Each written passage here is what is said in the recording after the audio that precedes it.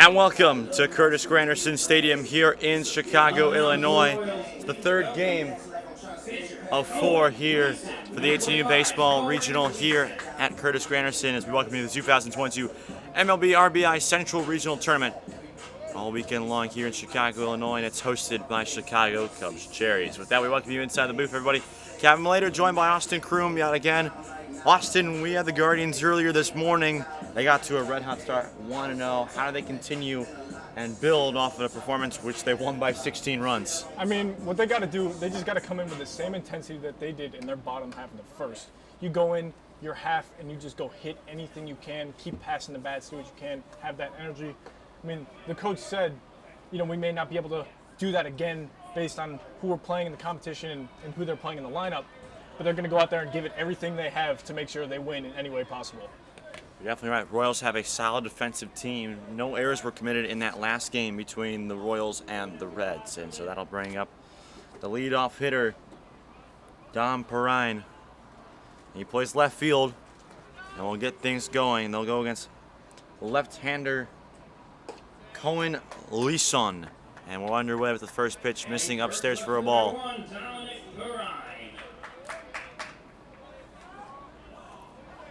Left-hander comes set and fires. Perrine squares and will foul it off to make the count 1-1. Perrine in that first game, 4 for 4, double, 2 singles, and an RBI triple. Homer short of the cycle. 1-1. Skipped in there, 2-1. Yeah, Kansas City's definitely going to have to be dangerous and look to do everything they can, especially to get Perrine in this top half of the order out as fast as they possibly can, because once this Guardians lineup gets hot, might be the beginning of the end. 2-1. Weakly hit and foul to make it 2-2. It's Perrine, Figueroa, Burke, Tome, Rocco, Snyder, Owens, Lewis, Faflick to round out the lineup for the Guardians. RBI All-Stars who come into this game with a record of 1-0. Royals 0-1. They just fell 2-1 in a close game against Cincinnati Reds RBI. The Reds will play the Minnesota Twins RBI All-Stars at 5:30 today to wrap out day 2 of the Central Regional Tournament. Game number 3 of the day. Yeah, almost there. Home stretch now.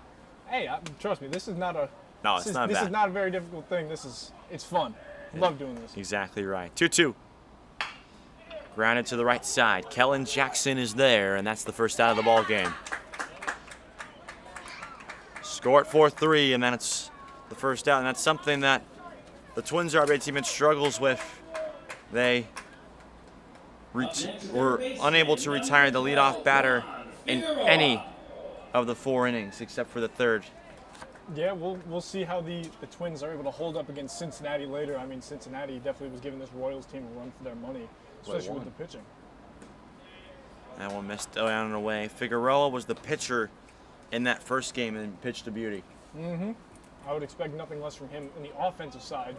He may be used at a different and later time once his arm's all rested and ready to go. He fouls that one off. Figueroa in that first game on the offensive side, 2 for 4 with a pair of RBI singles. So the offense is there as well. I mean, it's not that often you see a starting pitcher, I should say, batting in the 2 spot to start a game, and that's what he was able to do right there. I mean, it's a very do-it-yourself kind of mentality. And he sends it foul, and it's 1-2 quickly. You want to do everything you can to help your offense, especially when you're out there shoving on the mound. You can help them get up back to the plate faster and even put in some licks yourself. It just brings the morale of the team up and brings your self-confidence up. So 1 ball, 2 strikes, and time is called.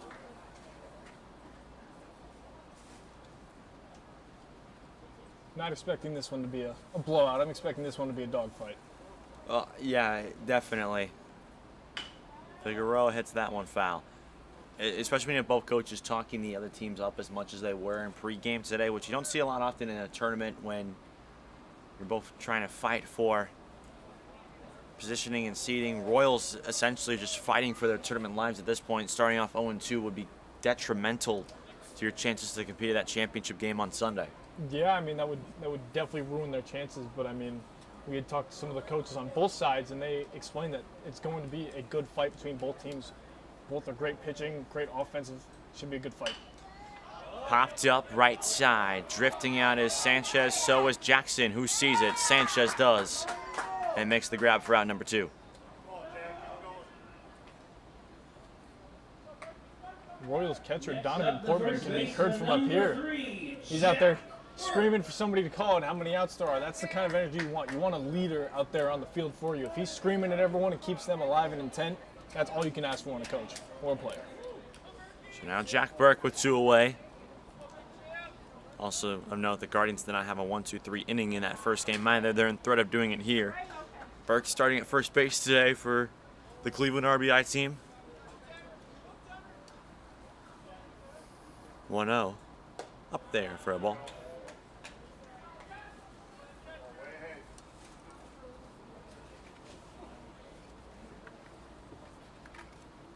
So 2 balls, no strikes. The pitch from Leeson. Down there for a strike, right around the knees. What have you seen so far? I should say, what are the differences you've seen between what Leeson's been able to do and what Minnesota's starter were able to do in that first game? Because there's a clear difference right now. And as I say that ball goes away for 3-1. I mean, Leeson just seems more confident and more poised up there on the mound. He seems like he's just controlling his stuff and throwing the best he can. Minnesota's RBI team, they went out there and they were a bit rattled up after that, allowing the first batter on, and you could see from then on it was just kind of a downward spiral. But this Royals team just played a hard-fought battle. And the air to center, playable for Johnson. And that ends the frame. Guardians RBI go down in order for half an inning. No score. Royals come up to bat when you come back.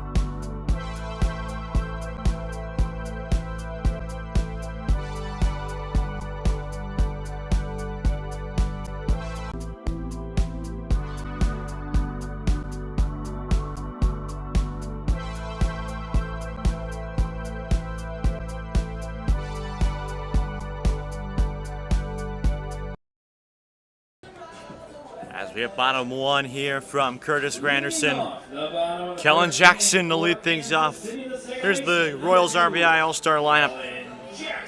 Kellen Jackson to lead things off. It's followed by Alonzo Bird. Kevin Jackson to follow. Johnson, Portman, and Jones is the heart. Sanchez, Smith, and Evans round things out at the bottom of the order. So we go Kellen Jackson at the top of the order. Match from the right side against left-handed pitcher Ricardo Medrano. The first pitch to him. Outside corner, and that just misses for a ball. Yeah, Jackson last game against Cincinnati went 1 for 4 with a single and 2 strikeouts. Not the greatest game as a leadoff hitter, but hopefully able to turn that around here and see if he can get this top half of this Royals lineup to start. That one's hit hard and through for a base knocked on the left side. That's a good start for Royals RBI. It's a leadoff single there for Kellen Jackson. Batting second for Kansas City and playing right field, number 3, Alonzo Bird. So here's Alonzo Bird to lead things off. After that single, match from the left side. Lefty-lefty matchup here. Kick and the pitch. He squares the bunt. It's placed perfectly. Figueroa's only plays at first, and he got him there. Tough play to make. Figueroa made it. Up to second goes Jackson on the sacrifice.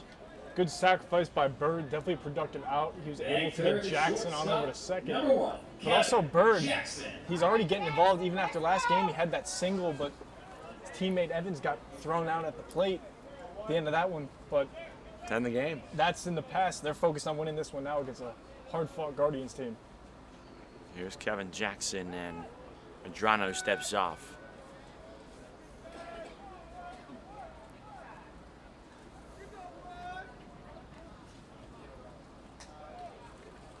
Corners play in here with the bunt threat again. And the first pitch is a strike.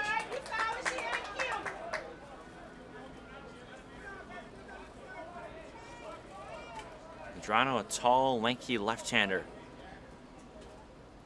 Don't see those too often, especially at this age. I really don't. 0-1. And their first strike, it's 0-2. Yeah, collegiate programs and definitely stuff like this, like the MLB pipeline. Love guys like this who are taller left-handers, so they throw harder and they can normally control better. But like I said, it's seeing these guys at 17, 18 is almost unheard of. This is a weak chopper to the left side. Figueroa takes a look and throws across the diamond out there. Jackson is retired, and Kellen Jackson goes over to third on the play.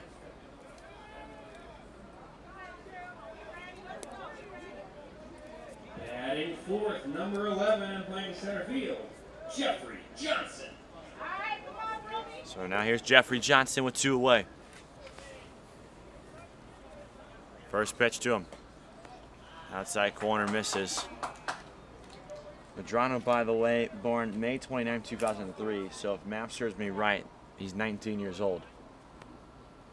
Wow.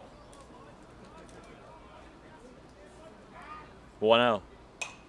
Popped foul right side. Had a nice grab there made by Tome. If it was a Savannah Bananas game, that might potentially be called an out. Luckily enough, they're not in here right now. You're exactly right. You want to do some dancing right there on the field before a pitch there? Get some fans to catch foul balls so they count as outs. 1-1. Now we get. 2 strikes now. We'd have to catch one now if that was the case. We have to catch one now, but also that's the thing though. Typically, when you're having your fans catch balls and if you catch them, it's an out. That typically means your pitching and defense is not very good. Or they're just having fun. In the air to center. Charging is Lewis. It drops in front of him. And Royals RBI takes a 1-0 lead. RBI single there for Jeffrey Johnson. And a good start for KC here in the first. Yeah, Johnson getting off what he was last game. He was 0 for 2. He got hit by a pitch. Number 12, Get on, but feels good to be able to get that first hit out of the way, especially in a tournament like this, and an RBI to get ahead on a team that just put up a 16 spot a few hours ago. So now here comes Portman. We're still 2 out, but a runner on first base and a 1-0 Royals lead. I'm all for having fun, but you also have to look at this from a baseball logical perspective too. It's going back to our conversation about the bananas. And don't they have that? Isn't there that popular TikToker who's now going to play for the Bananas here in a few weeks? It's like the guy that eats all the food. Yeah, I think so. I think I know who you're talking about. I think his name is like Jackson something, right? Yep. It's upstairs. He is an ex-collegiate player, so it Oh does, yeah, it makes does make sense. He played D1, I'm pretty Yeah. sure, at Hartford. But I mean, there's a guy at least that I know who just got drafted by the Yankees who played at Oregon and then played with the Bananas. So I mean, it's just a fun league. It's for guys to actually get out there and get their names in. 1-0. 2-0 now. Well, I heard that, I don't know how true this is, but someone made it sound like there are 2 teams. There's one team that takes it seriously, then maybe the guy like Oregon played it, and there's the other team that's like the ones you see on TikTok, like very Harlem Globetrotters-esque, except in the baseball spectrum. Not too sure, honestly. 2-0, back pick, not in time. Safe there at first is Johnson. Love to look into that, but it would make more sense if they did have a Harlem Globetrotters-esque team to, have fun, rev up the crowd, all that, and then have a team that's actually going out there and trying to compete the best way they could. If they came to Chicago, I'd go in a heartbeat. If they came to Cincinnati, I'd go in a heartbeat. 2-1.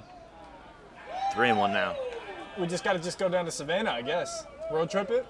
I guess we're going on a road trip now. Catch a couple games on the way down to Nashville Sound, maybe a Braves game. World champion Atlanta Braves. Exactly. Shout out Ryan Sikora. Exactly. Shout out Ryan Sikora. And, of course, you also know that we're in that time of year where the trade deadline rumors start to speculate, and there's a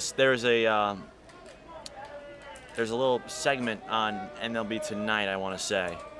3-1, by the way. Fouled off to make it 3-2. There was a segment called "Most Ridiculous Trade Scenarios That You Believe Could Happen, Even Though They're Ridiculous." That's just the summary of the name. It is. I forgot the name.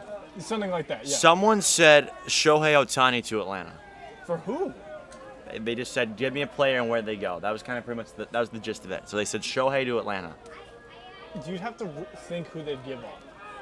The farm in Truist Park, probably. They have to go back to Turner Field. Go back to Turner. Runner goes 3-2, ball 4. That one misses away. Who do you give up at that point? Do you give up, you have to give up Darno, the newer guy who they just brought up, what's his name? Is it, oh goodness, why am I forgetting? Is it Michael Jones II, something like that? Something along those lines. He's a new guy, they'd ask for something dumb, but I get what you mean by just ridiculous trades. Well, that's what the segment was about. It was about making the most ridiculous trade scenario that you think somehow can happen at this deadline. There's more of a shot Shohei goes to the Dodgers than he would go to. And Lord help us all if that happens. They're already going after Juan Soto, so they have a super team as it is. Still 2 out, and swinging and a miss there is Jones. This is Quincy Jones.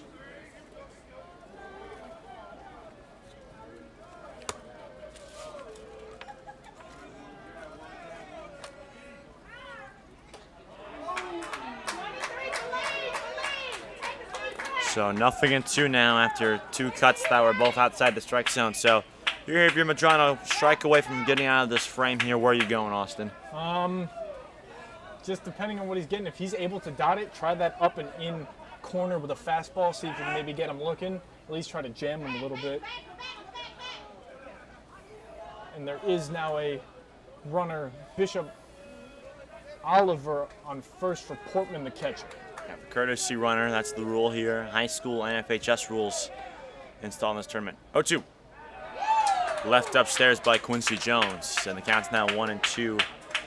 It's Johnson on second, Portman on first. That was Portman's first at bat of the tournament, by the way, that walk. So still 0-0 in this tournament, but he does have a plate appearance now.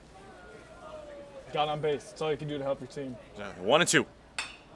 Popped up right side, and Jones stays alive. Yeah, you were a pitcher. You were a lefty, if I remember correctly. No, I was not. You were not a lefty. Am I thinking of a different pitcher then? Yes, you are. Anyway, what would you do in a situation like this? 2 runners on. I'd go with my best breaking stuff right here. He goes with a fastball. The back pick is not in time. Now the runner breaks for third, and Johnson's there easily. Great heads-up base running there by Johnson to realize that the show over to Bishop Oliver was not going to be in time because Burke is playing back so far. Ali Bishop Oliver being held on at first by Burke. Still 2 out. 2-2 count now. Runner on third base in a 1-0 KC lead. Outside corner taken for call, third strike. That'll end the inning. Royal Strand 2, but Kansas City grabs the early 1-0 lead. Back in a moment. This is the 2022 MLB RBI Central Regional Tournament on the Windy City Sports Network.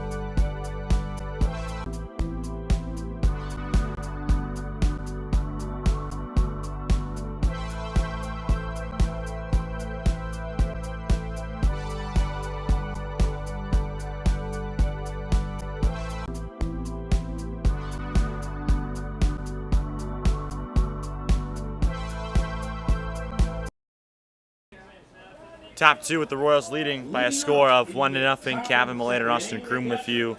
Number 34, Daniel Tome. Daniel Tome to lead things off for the Guardians RBI.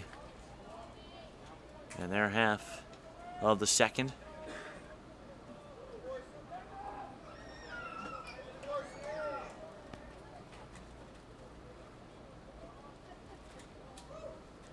Here's the first pitch. Breaking ball in for a strike, and that's how the second gets underway. Last game, he went 3 for 4 with 4 stolen bases. So he's definitely a threat on the base paths and a threat in the box. So biggest piece of advice, just don't let him get out. You're exactly right, and good defensive but also good offensive catchers are hard to come by, and that's what Tome has proven thus far. Granted, one game, but that's what he's proven thus far. And he sends that one to left, but it's going to land on the berm on the left field side and out of play. I mean, the easiest way I can somehow see it is the 60-game COVID season. When you played 10 games, it was like, okay, you can't really tell much after 10 games. That's a sixth of the season.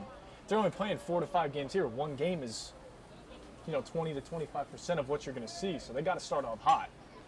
He fights that breaking ball off and makes it a 1-2 count again.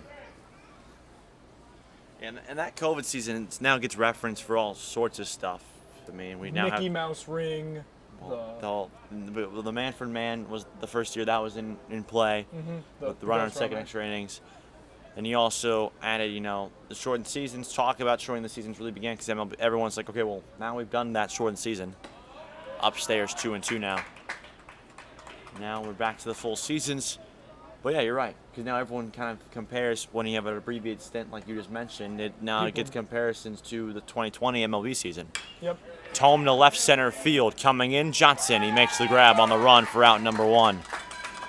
Yeah, I mean, and when I say Mickey Mouse ring, that's what people seem to call the Dodgers ring, is because clearly they only played less than half of a regular season. Yeah, half is 81. So given the circumstances, what they did, they may have played 81 with the playoffs. They may have actually played less with playoffs, depending on how each series went. But people, I mean, it's the same thing with who was the MVP and the Cy Young in those seasons. People don't count them as true. So that is correct to go back and talk about 2020 at the time. Rocco takes a strike. He's playing second base today. First game for him. 1 for 1 with 2 walks and hit by pitch. The 0-1. Backdoor breaking ball taken for a strike, and it's 0-2. Good off-speed pitch there, especially painting the corners. Most of the guys who are throwing off speed are trying to get guys in and jammed or knee buckled, but trying to front door it is not a bad idea here, especially if you're sitting heater. 0-2. Weakly hit, and it's going to roll foul.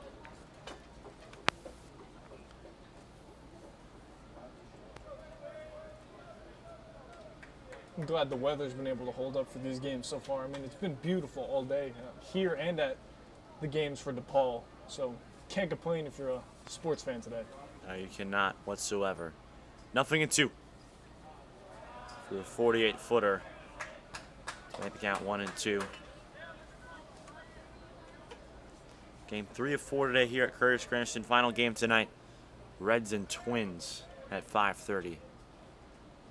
0-2. Swinging and a miss. Down goes Tome. First strikeout of the game for Lisson. And there's 2 away here in the second. Next up, the designated hitter number 61, Matthew Snyder. So now that brings up Snyder with 2 away.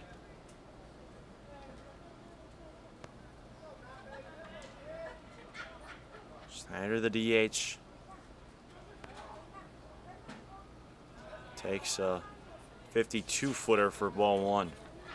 Last time we saw him, he went 1 for 2 with a walk and an RBI hit by pitch.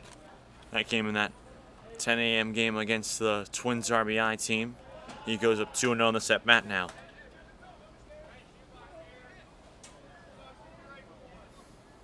You got it, 25.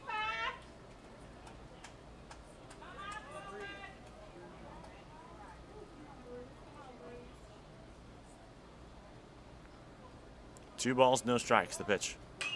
Tolman in the air, Shallow center, going out Jackson, coming in Johnson. It falls in for a base hit. It's the first base runner of the game for the Guardians RBI, and it comes with 2 away here in the second. You get on any way you can, and something like that was actually very similar to how the first Guardians game started. You had Perrine, he hit one to short center, and it was a double because it had gotten past the center fielder of the Twins. First runner of today gets on. He got hit in his last at bat for the first game, so you get on any way you can. Definitely right. And now with 2 away, there steps up Owens. The right fielder gets the bat for himself in this one. He takes that breaking ball in on his feet for a ball. So his first plate appearances of this tournament will come in this contest.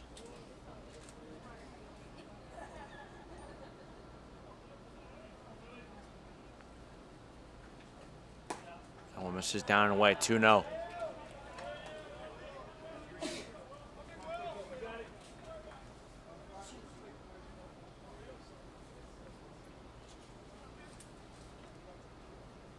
Next offering on the way, and it's 3-0. So now things are going to get interesting here with Lewis and Faflick deck and in the hole respectively. Guardians trying to get that run back they gave up in the last half inning of play. 2-0. 3-1 now. Just got the outside corner there. I wonder if having Owens only bat in his second game is some sort of strategy, or just wanted to give him a break. That's ball 4, and he'll hustle on down to first base with a walk.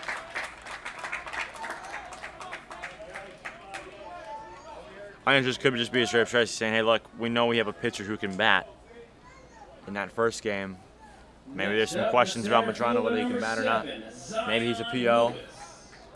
So that decision clearly gets incorporated there. Smart idea, but they also wouldn't know that Leeson's a left-hander when Owens is coming into this. So it's sort of luck of the draw, high risk, high reward situation. But, okay, so that poses a good question then, because for you in the high school game, because it's high school still, how much do you really think lefty-lefty matters in terms of creating a lineup? Because you don't get the other lineup in advance like they do in the upper levels of baseball. In terms of lineup, when it is in high school level, I think lefty-lefty, the advantage goes to the pitcher probably 70 to 80% of the time. I do believe that because of just inside pitches, and if you can't turn your hands fast enough, you're kind of dead. But couldn't the same be for righty-righty then too? That is true. It's just fundamentally seen now in baseball that lefty-lefty is a harder matchup than righty-righty. And with not knowing in advance, like I said, it is luck of the draw, so they may have hoped that a righty was on for Owens, and he's in regardless, but he also could be a dangerous lefty killer. This ball's lifted in a deep left field. Long run for Quincy Jones, but he's there in front of the track to make the grab. So the Guardians strand 2. Royals still lead it 1-0. We go bottom second in a moment.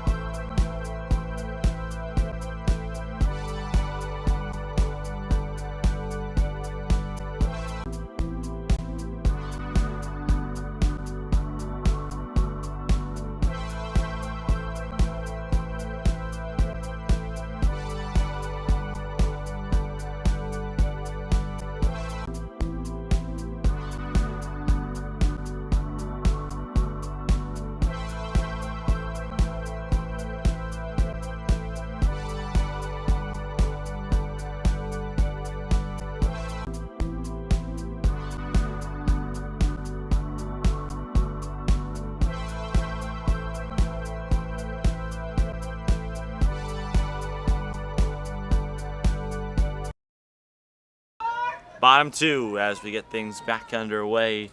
Bottom of the order, Elijah Sanchez to lead things off. Sanchez, Smith, and Evans due up. First pitch from Medrano is found away to the right sides. Sanchez in that first game the Royals just played. They're playing a back-to-back right now. Sanchez singled in the second, but after that it was a strikeout looking and a sacrifice put out on a bunt. So 1 for 2 officially in the scorebook and on the tournament. Fouls off that breaking piece and it's 0-2. Luckily for Sanchez, he also has a vacuum glove over there at first.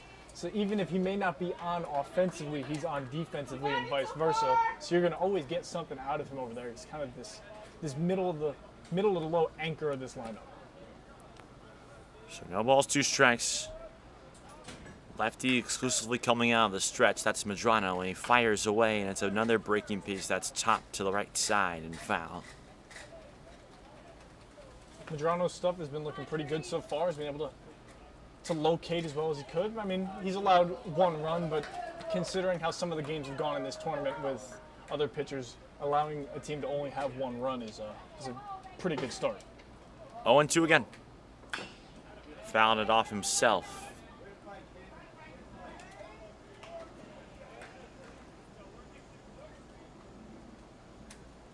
You can tell Sanchez is pretty hit hungry up there right now, trying to see what he can, but he's also doing very well protecting everything. Some things that may be low he's getting a piece of. That one skips inside, so that's the first ball of the at-bat.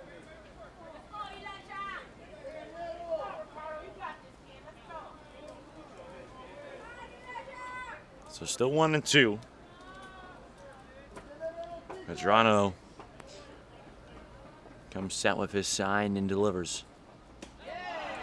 2-2 now. He keeps missing away.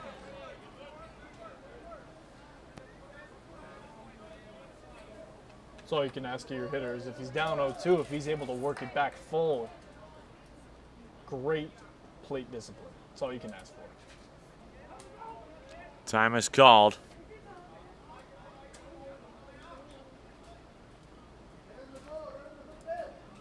As a hitter, is plate discipline more difficult to catch on to and to have as a younger player, Kevin?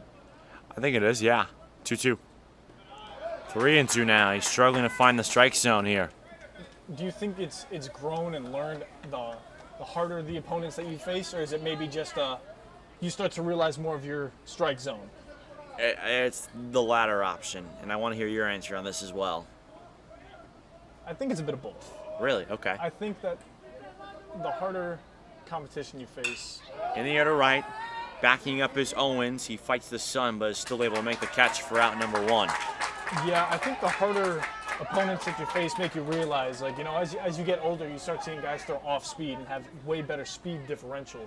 You have to start to realize and see what you can hit, what you think will be called a ball instead of a strike, and kind of those types of logic. But you also need to realize, as you're growing as a player, you need to realize what you can hit, what you can't hit, and what looks good to you and what doesn't. So I think it's a bit of both, but the discipline aspect and the better competition aspect definitely play an even role. Here's Smith now, and he takes that one outside. Yeah, I see that point for sure.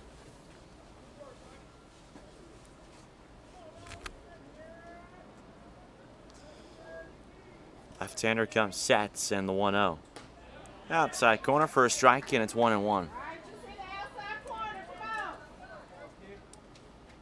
You tell him. Smith's not too happy about that, neither are some of the parents, but umpire calls what he wants. Inside, and it's 2-1 now. Outside corner's been favored to all pitchers today for the 2 different home plate umpires we've had. We had a great zone in the last game. Very consistent, even for both sides. That's all you can ask for in an umpire. You need them to be as on the ball as they possibly can, and when stuff was getting painted, it was getting called. 2-2 now with 1 away. Medrano's done a good job fighting back here in this AB. He comes, sets, and delivers. Swing and a miss, strike 3. Second strikeout of the game for Ricardo Medrano. Yeah, just like that, there are 2 down here in this second frame. It was a great off-speed piece there by Madrano. Had Smith completely fooled, which is why he just swung over it and just kind of walked his way back to the dugout. It's the DH Isaiah Evans now up. First offering to a miss into the Royals dugout down the right side. Royals in that first base dugout today wearing their royal blue shirts, blue ball caps, gray pants. Guardians today in the navy blue caps with red trim, red shirts, and white trousers.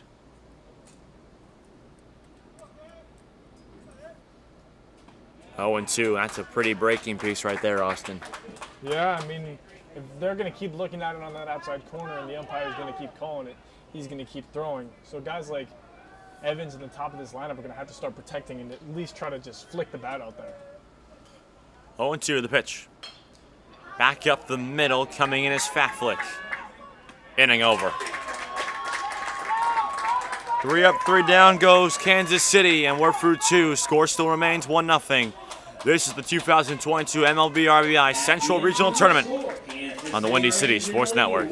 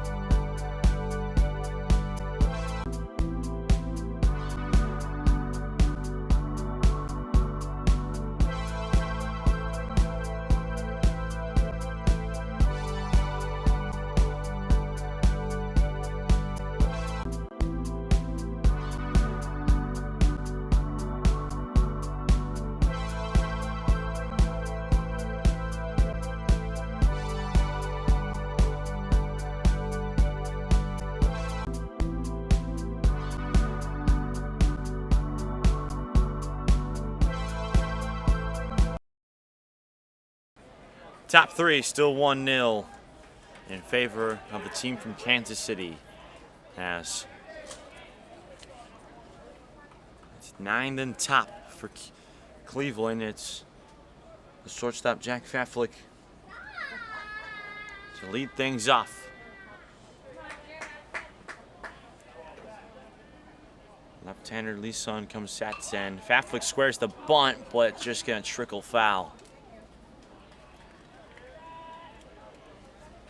By the way, Faflick, like the style, the just having 4 buttons down and open is something that you don't see too often in the high school game. And he's got the eye black going too. Yeah, I like both. Mainly it's because they may have a coach or a administration telling them not to, especially high school wise. They don't want to be too exposed, but I like the swagger. I think it's what makes baseball baseball. It's supposed to be fun. It's not supposed to be, life or death. You're supposed to be enjoying what you're doing and trying to be the best player you can be. So why not go for it? Express yourself. Also, it's hot. It's hot out here. Yeah, especially for them. Yeah, I mean, being on field turf all day and playing multiple games. To only hope they're hydrated. Exactly. You got water over there, by the way? Actually, I don't. Oh. I'll get some later. I've got some too. So, I win. Well, when I pass out and you have to do this thing solo, I don't think you're going to be laughing. No, because that's going to end up me taking you to the hospital and there's no broadcast. 2-2 now. No, just lay me on a chair in the back.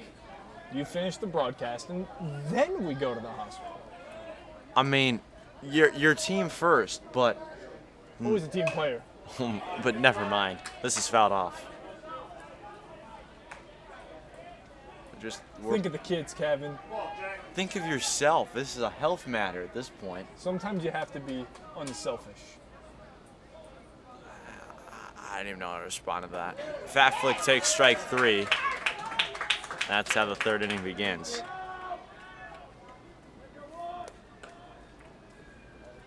Like I said, I don't know how to respond to that. That's.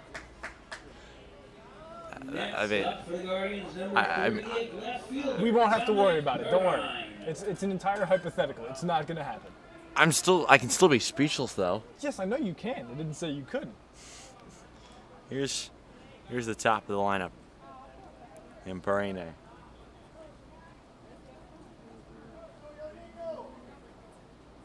First pitch. Look out.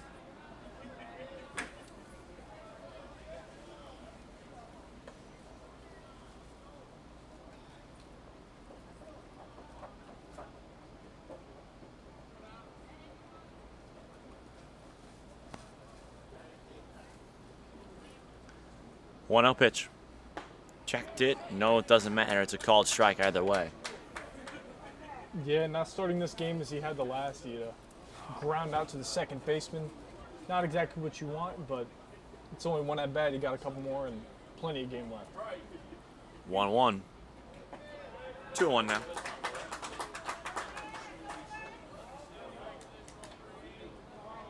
The contingent of Guardians fans below us like that one too, Austin. Yeah, no, definitely not.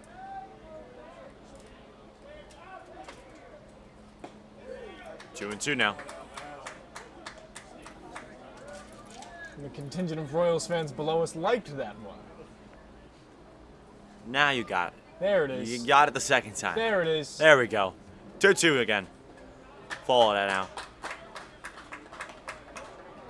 Figueroa on deck. Spencer and Perine rounded out to second, his only trip.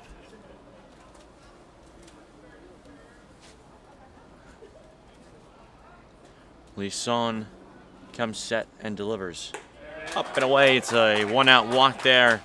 Something, a spark that we could see here from this Guardians team. They got multiple men on, but they all came with 2 outs in the inning. Next up, Good on number 12. Perine for being able to work that one. Just to get a runner on for Figueroa, who has shown that he's no slouch when it comes to needing clutch hits. Perine, runner on first, then they throw it away. Look out here, no one was covering for a brief moment, and Perine dives in safely. E1 sees a free 90 there for the left fielder from Cleveland. Good heads-up base running. If it was a good throw from Lees and would have had him by about a mile, but wasn't able to hold on to it over there at first. Sanchez, who's had the vacuum glove, just wasn't able to get this one. You're right, he had him leaning too and everything. Yeah, he was being a bit risky there, but sometimes you got to do that in order to make good things happen.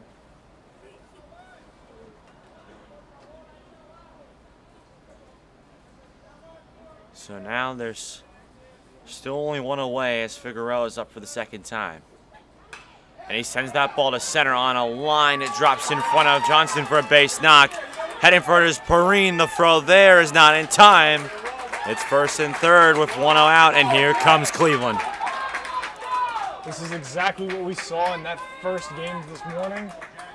Figueroa is hyped over there first, flexing and yelling back in the dugout. Team's loving it, and he's loving it.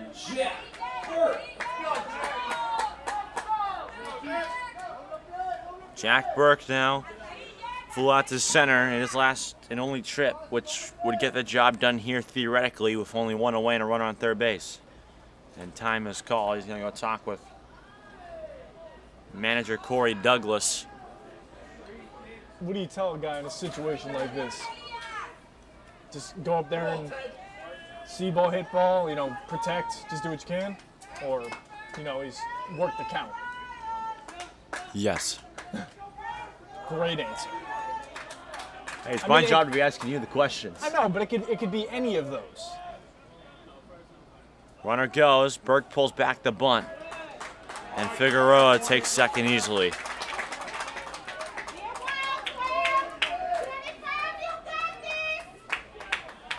First stolen base of this one for the Guardians, which is way less than they had in the first one. They reached 9 in that first one, and Burke cuts and misses there. to even out the count. Don't want to do too much here.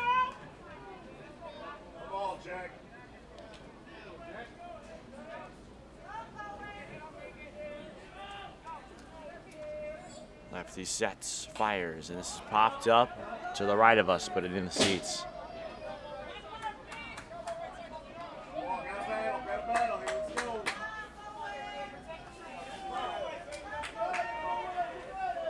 So still 1-2 here.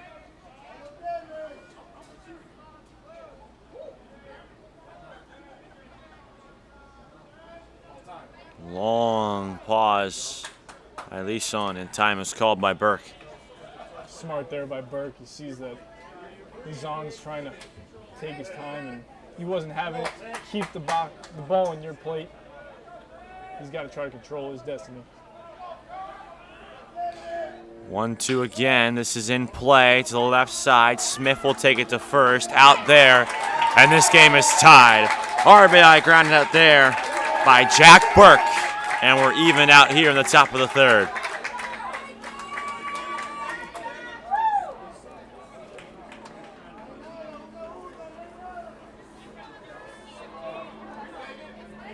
Also good on Figueroa there for realizing that Smith over there at third is not going to be able to get him once he throws across the diamond.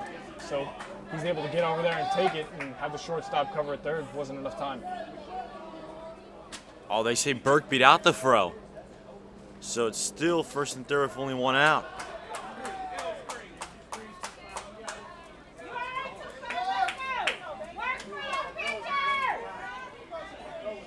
So Burke on first, Figueroa on third. One ball count. Runner goes to second. That pitch is on the outer half, but it's a ball. And it's 2-0. This is more of the Guardians team than we saw in the first game. They're starting to wake up. They're getting loud. They are, and a mound meeting is being called here by Kansas City.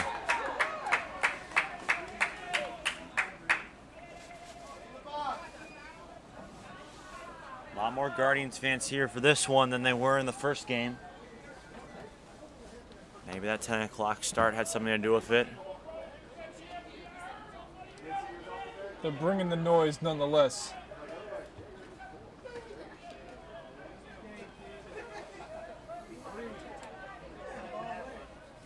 You got it, 25. You're doing great. Come on, yeah, work for him. Work for him. 2 balls, no strikes now, the pitch. This is in the dirt, and it's 3-0. Tome who had it. Shouldn't be taking his bat off his shoulders here. Straight take here. I'd go for that. I like it. I like it a lot. 3-0. Didn't take it off shoulder, but it's a strike. No reason to potentially put yourself into a situation where you get an out when there's no reason to have one. Still in the hitter's count, though. This one's on the ground, fielded by Sanchez. Cleveland's going to take the lead. It's a productive out there for Tome. 2-1 Guardians lead here in the top of the third. Next up, the second baseman, number 28, James Rocco.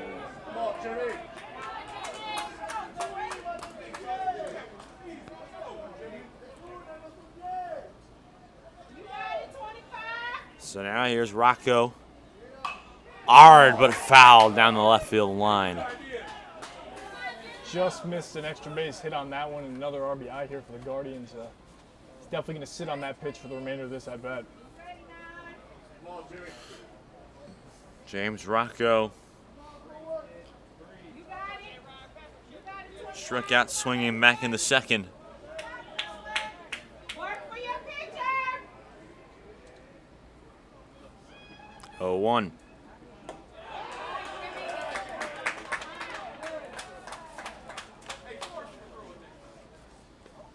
And Leeson here, just getting batted around a little bit. And once again, it all comes back to command and comes back to that walk here in the third.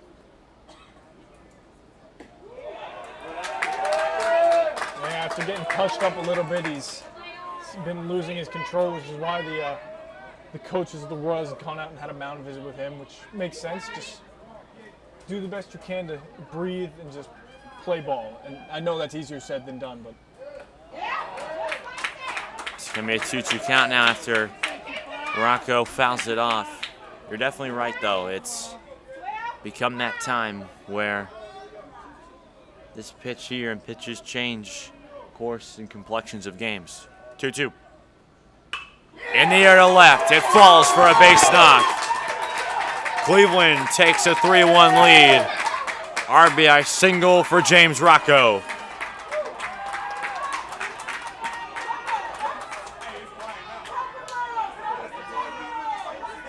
good piece of hitting, going up there and getting that ball.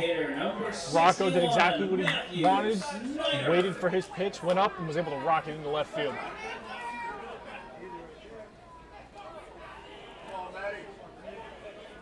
So now Matt Snyder. That one gets away from the catcher, Portman. To second goes Rocco. He's there safely.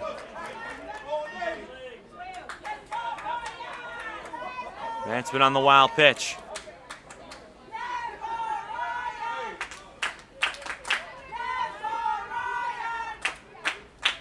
Some Royals fans trying to get some chants going here, combating the Guardians fans. Not the biggest crowd, but it's pretty alive here. You had Kevin Jackson, the shortstop, coming in and having a group chat with everyone in the infield here on the mound, just getting them to just focus. You know, sometimes your teammates are easily able to connect with you because they're the same age, you know, playing the same game. It's sometimes easier than a coach telling you, and sometimes relaxes your nerves a little bit because they're on the same playing field as you are. You're exactly right.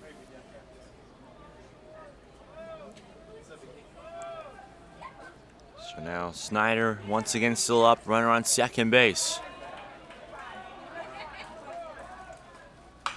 Hard but fouled on the left field line.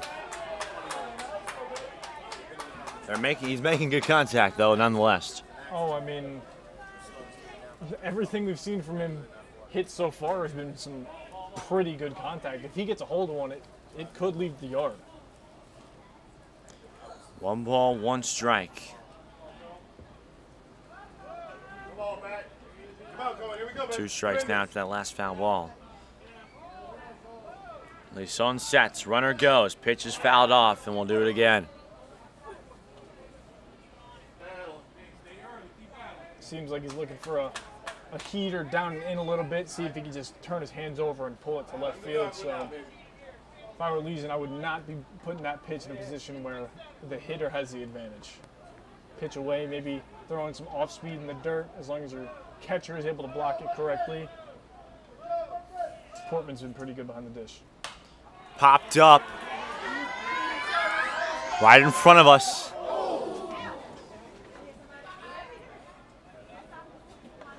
Hits a fan on the shoulder.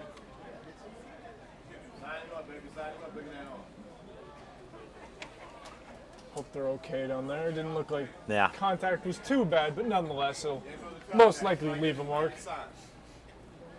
Hopefully the hotel rooms have ice. Let's hope the machines work. Exactly. Hope the machines work.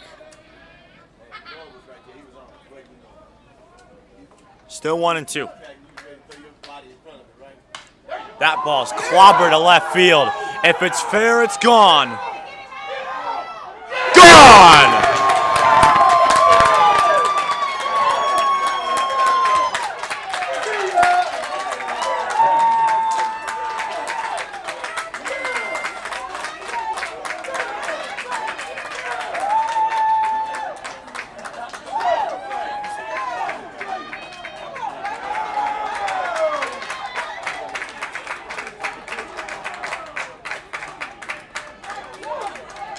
Matt Snyder, Euro steps his way to the plate after a 2-run shot. Cleveland leads it 5-1. Like I said there, Kevin, he's looking for that heater down and in, and if he gets a hold of one, he's going to send it, and that's exactly what he did. He got the pitch, he's been fouling off twice in this at bat, he gets a hold of it, and it just sails right over that left field fence.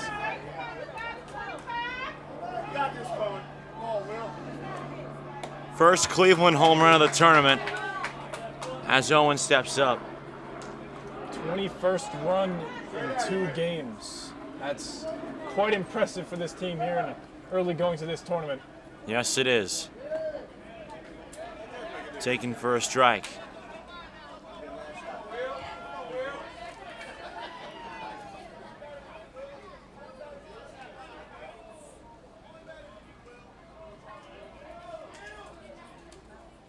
That one inside.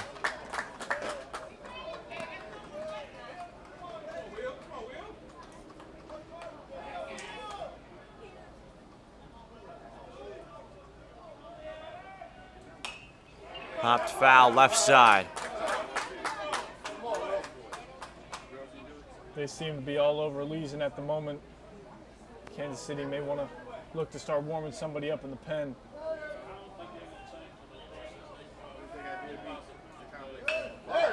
That's hit hard in the right center field. That drops in for a base hit. It could be extra bases for Owens. On his horse, he stands in safely.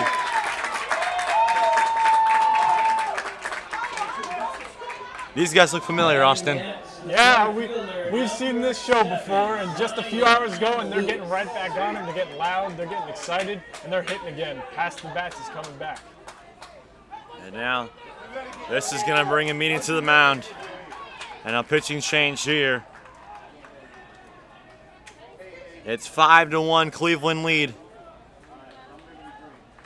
Here in the top of the third, it's the second meeting of the inning.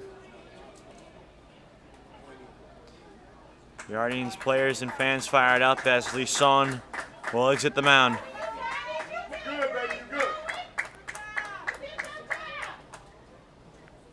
So we're gonna step aside for a moment. We'll be right back.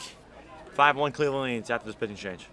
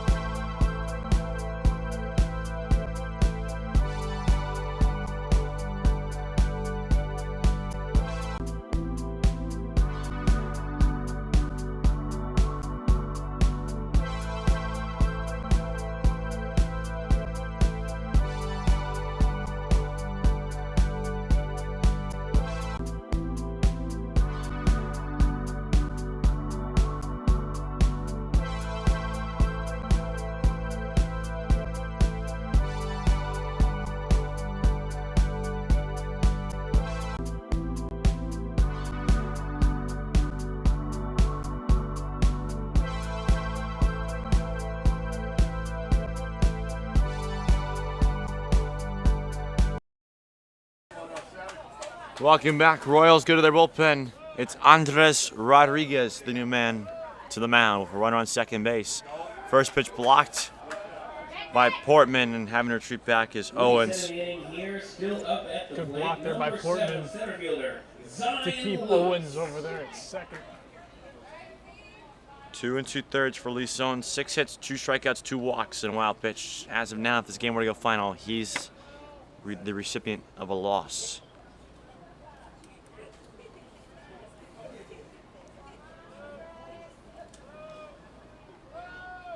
One 0. 2-0 now upstairs.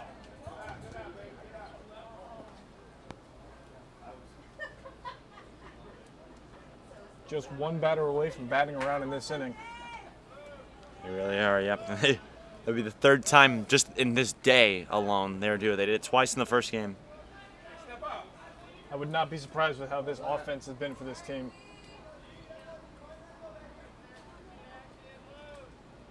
Rodriguez comes home, and it's a big swing and miss there from Lewis. There are 2 outs still. The homer from Snyder came with 2 outs.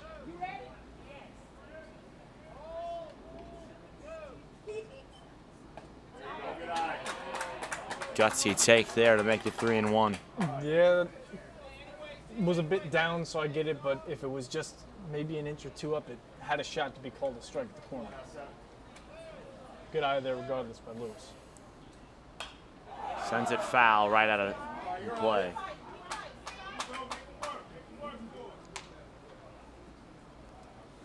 Got to protect now with count being full. Owens should extend his lead a little bit just in case there is any type of contact. He can get motoring on home to potentially bring in a 6th run.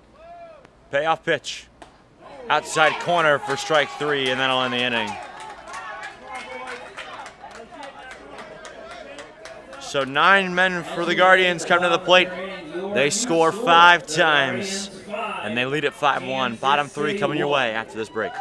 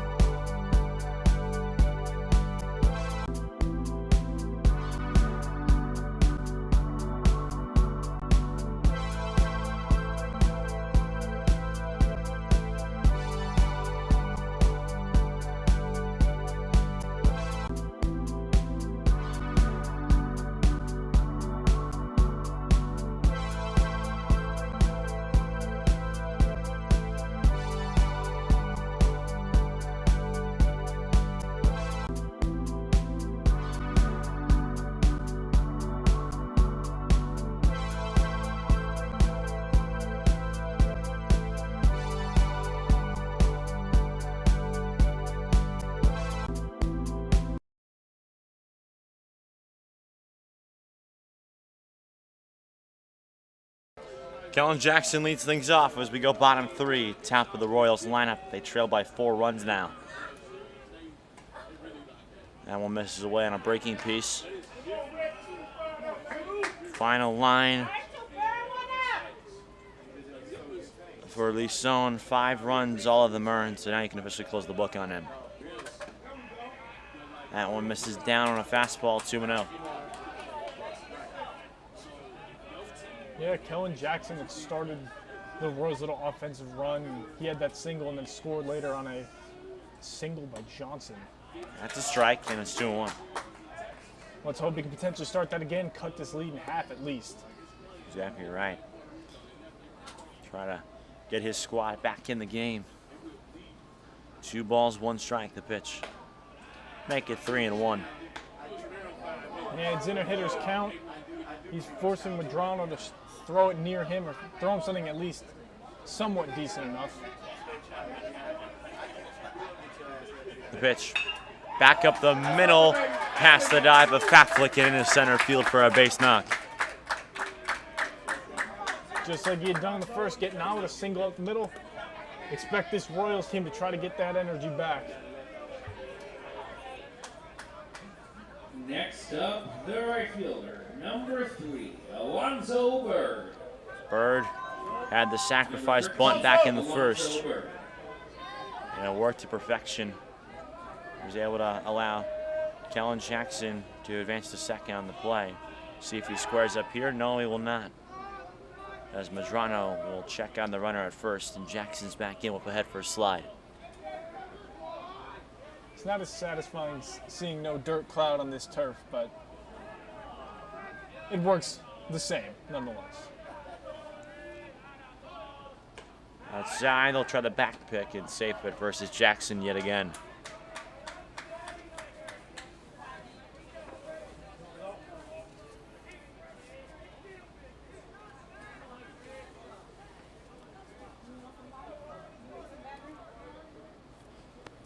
One ball, no strikes. This is a Jams piece right to Figueroa at third. He will glove and throw to second. He got him there. Close play and a nice shot by Rocco to get over and cover for out number 1. Nice 5-4 play there to get the lead runner. You know, Bird still makes it over to first, but the fielder's choice that he definitely didn't want, but definitely better than a double play. You got that for sure. Here's Kevin Jackson now with the runner on first and 1 away.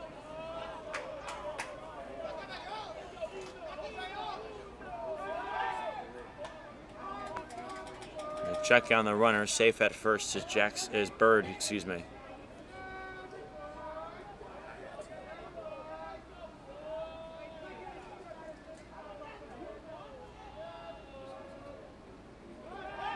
Checking again on first is Medrano.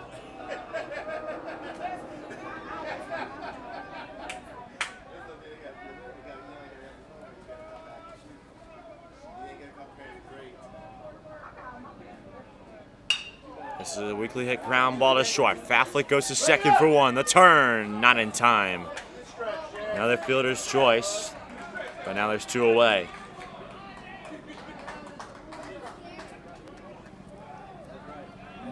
Same exact outcome as last batter, just switch up the positions or get involved.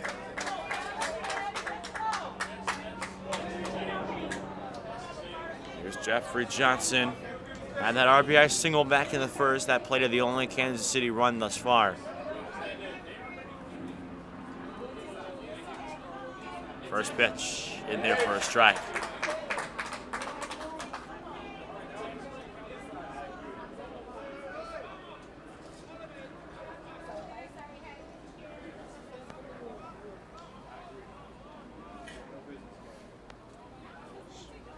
Sizable lead off first for Kevin Jackson as that one misses. And Austin here, if you're Kansas City, with 2 outs here, run on first and Jackson has some decent speed to him. Do you try to take that bag and understand that risk of lefty pitcher and a catcher with a strong arm, or do you just say, hey, let our offense do its thing?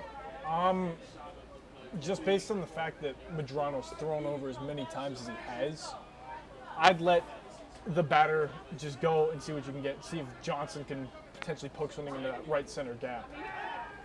We'll check again, and he's safe. He's too focused on the runner at first that if they're able to get something into the gap on a pitch that's right in the middle, it may work. Cuts and misses. And it's 1-2 now. Sometimes it's seen that if a pitcher's too focused on the runner, they start to lose their sense of control and just start to throw, and it could go anywhere. See if that happens here. Up and away. Good leave there by Johnson.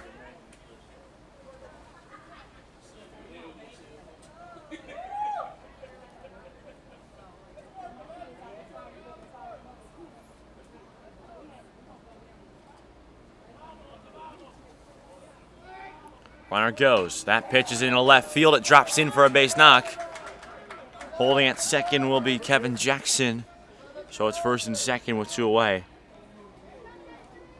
Now it's funny, once again, we talk about the uniqueness of baseball. Next up, the catcher. Despite there being 2 outs, the first 4 batters who have come up this inning have reached base.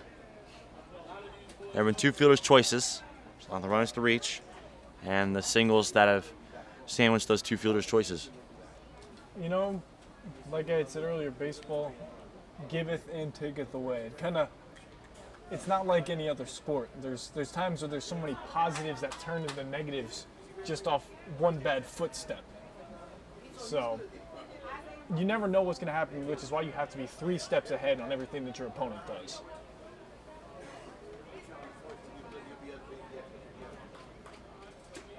That's a good breaking piece, and it's strike 1.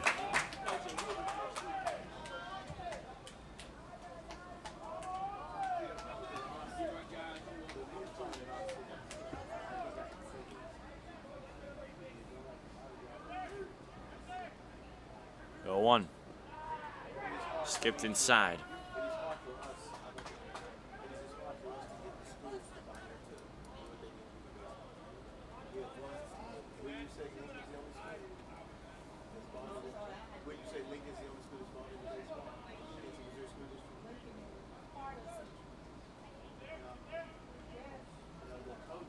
Swing and a miss, strike 2. Just try to throw the ball through the glove is all Medrano can do at this point. You know, don't try to locate too hard. Just give it your best stuff and win this at any cost.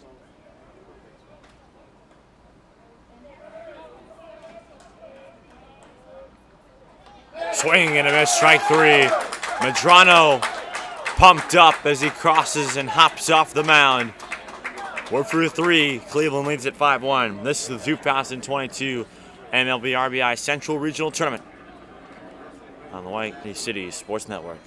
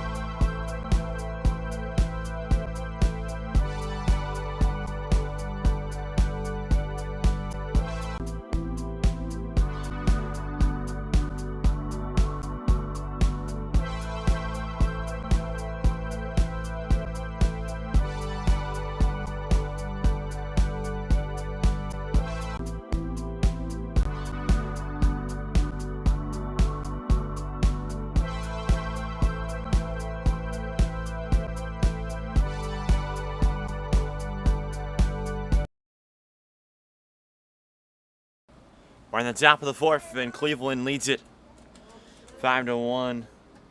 Jack Faflick to lead things off yet again. He led off the last inning, and it was a pretty solid inning for Cleveland offensively. 5 runs on 5 hits. They sent all 9 guys to the plate in the inning.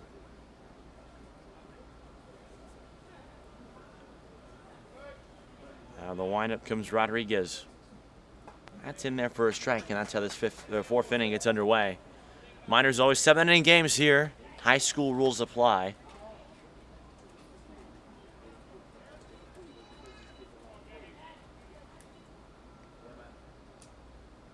Pulling back the bunt was Faflick, but it's a strike either way. Decent idea with how deep Smith is playing over at third. It's just that now with 2 outs, he's just got to protect anything that comes close. 0-2. He misses away with a fastball.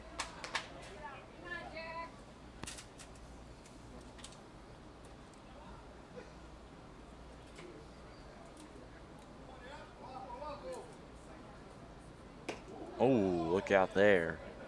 Almost got hit with that one. Little get off my plate there, eh? Yeah, I don't think it was a warning shot, but you never know. He's not crowding the plate too badly. Okay, Inside. now I don't know. One more pitch and I was convinced Austin that Okay, I'm not too sure anymore. he's dazed and confused over here. This is the product of us doing 3 games since 10 a.m., ladies and gentlemen. 3-2 from Rodriguez. Chop to third. Smith charges. 1 out.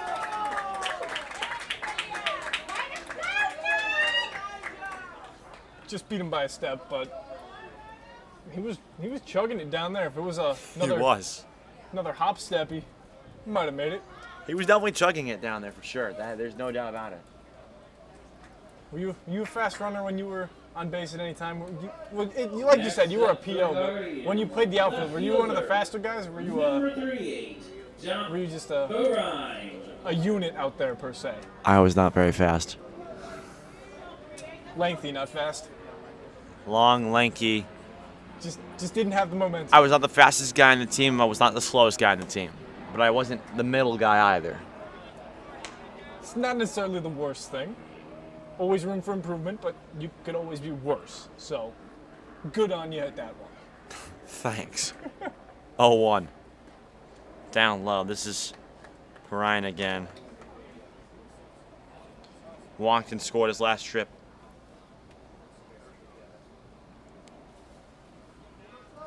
1-1 home.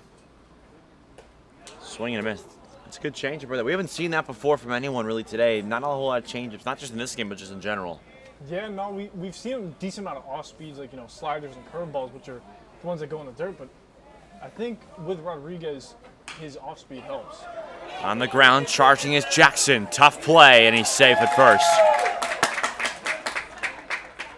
Perrine just too quick and too fast for that slow rolling grounder to short. Yeah, also playing on a collegiate field like this, that's quite a hole over there for Jackson to get. I mean, and if you're not at collegiate level of strength and used to this size field, you're taking 2 extra steps just to even have a shot to get the guy at first, which is just an extra half second for the runner to keep going. Squaring to Bunnis Figueroa, he pulls it back as that one misses. Baseman, number 12, Juan Figueroa.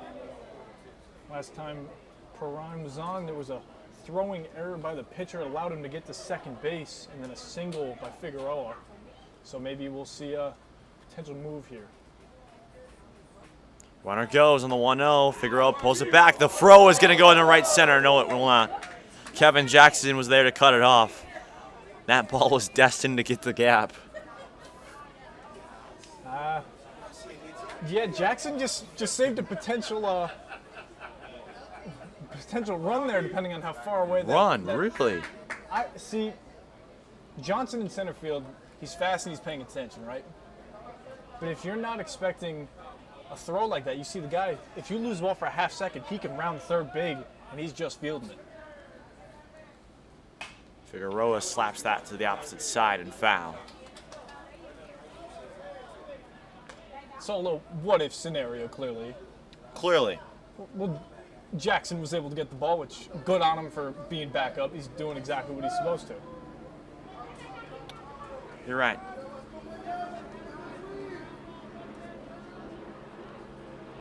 Kellen Jackson will cover the bag at second base with the right-handed batter Figueroa up.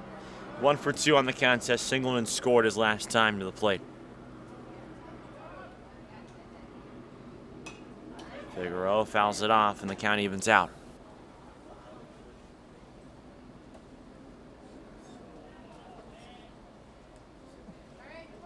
Along with being a really good pitcher, he's got a pretty good arm and glove over there at the hot corner.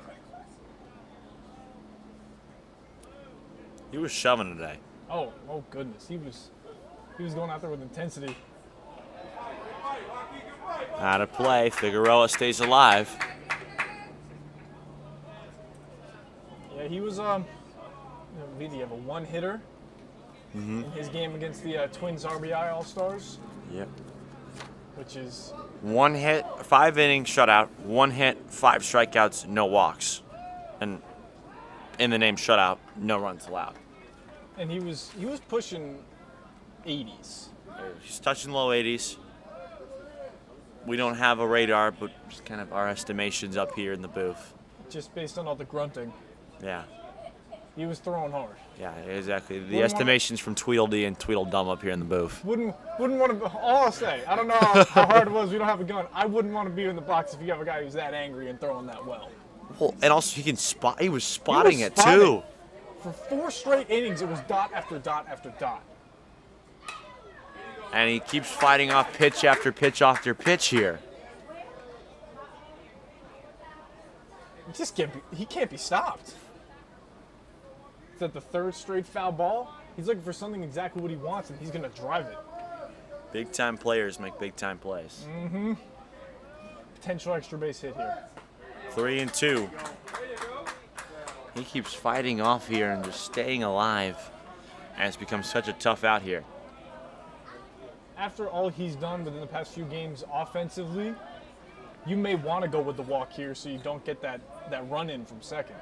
Burke had the RBI single, by the way, and the last inning is on deck. This is a sharp hit ground ball right at Kellen Jackson. He'll take the out at first, so there's 2 away, but the runner now on third.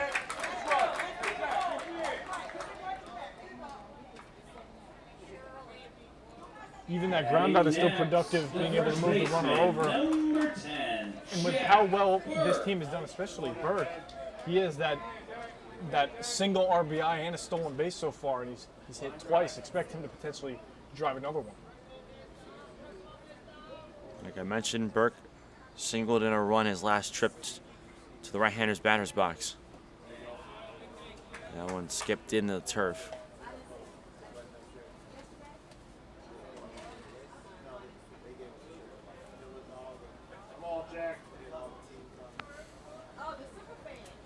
So 1-0 now.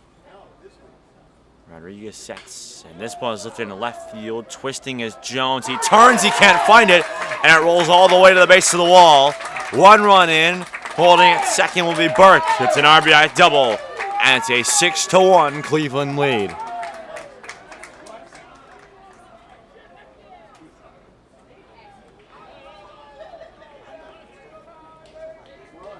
Batting next, number 34. Catcher, Daniel Tome. Yeah, just another good piece of hitting there from Burke. I mean, now he's been on twice after that deep fly out to center field in the first. So he's just getting started. And this lineup's not getting any easier. Here's Tome with 2 away. RBI ground out his last trip and takes a strike.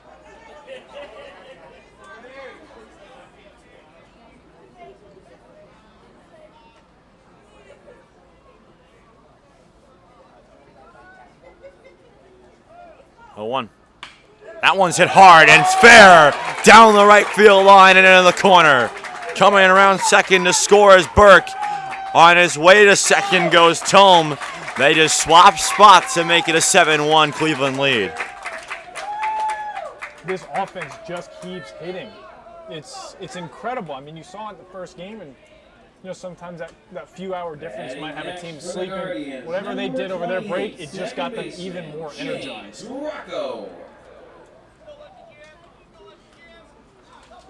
So now James Rocco. Cleveland dugout fired up. They lead it by 6 now here in the 4th. This is in the right field. Coming in is Bird. He makes the grab, and that'll end the frame. 2 more tacked down by Guardians RBI through 3.5. It's 7-1. Guardians lead it. 2 more that inning. Your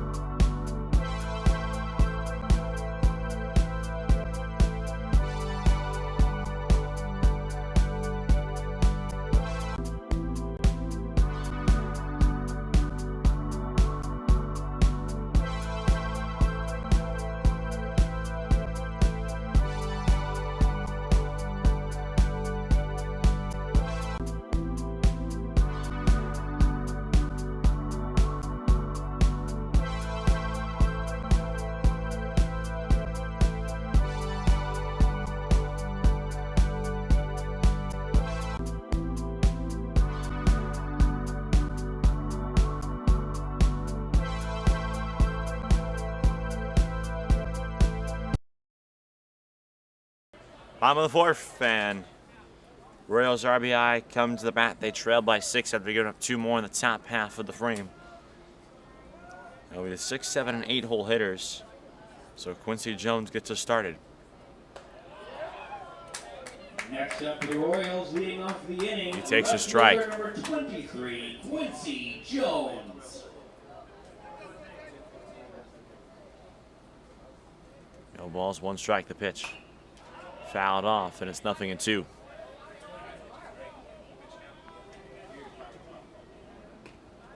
We don't have it.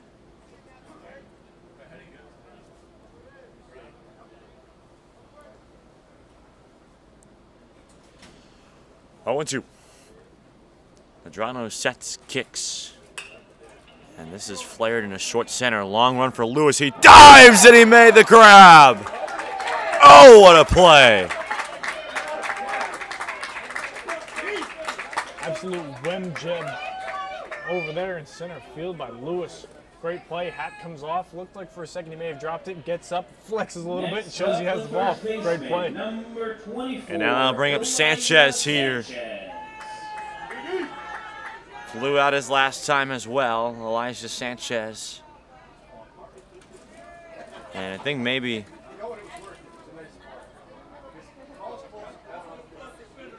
Lewis just grabs him in his arm up. He's just adjusting his arm sleeve real quick. Luckily not an injury, and there was a Awkward landing there as well, so that's just why they were stopping for a moment. Just turns out he wants to fix the arm sleeve because, you know, there's that old saying, I guess, that goes look good, feel good, play good.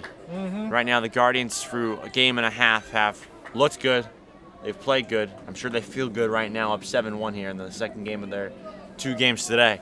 Didn't Deion Sanders say something along the lines of that, and just maybe added in pay good somewhere in there? I don't really remember. Can't have that happen though. Oh no, not now. I just mean Eventually, yeah. Eventually, Eventually yes. you're right. Yes. No, you got it right. okay. Yeah. I thought it was Deion though. No, you were right. Eventually. Okay. If they keep playing at levels like this, some of these guys will definitely make the big leagues. Here comes the 1-0. Swing and a miss. Medrano, after having a shaky first inning, has really started to settle in here.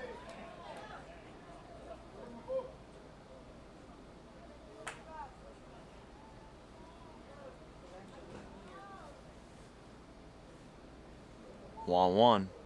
Swing and a miss, strike 2.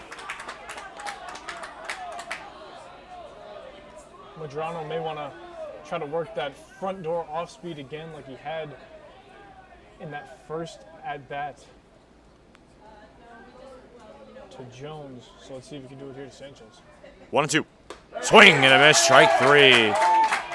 Medrano flexes on Sanchez, and he goes back to the mound with his 4th strikeout of the game. Next up for the Royals, number 9, third baseman, Marcus Smith. So now that brings up Marcus Smith here with 2 away. Takes a fastball upstairs. And Kansas City, the team that was full of energy in that first game, and even through the first inning and a half here in the second game, have really seen some deflation in their dugout. Yeah, I mean, times like this, it's difficult to see a positive in a game like this. But realizing that even as, you know, down as they are, they're not always out of it. 1-2 now. All it takes is one good spark, and you can light up a rally. I mean, you saw what the Guardians did. The first 2 innings, they were scoreless, and then the 5th, they woke up and put up a crooked number. Anything's possible. All you need is one guy to get them going. Messes up.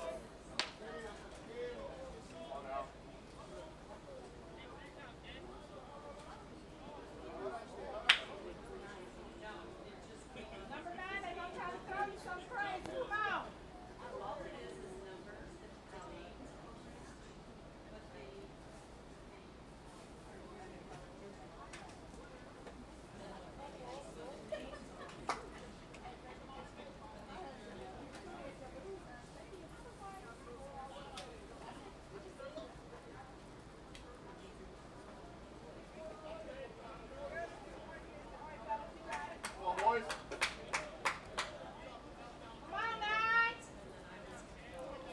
You're looking for Cubs RBI softball right now. They currently trail 10-4 to Reds RBI.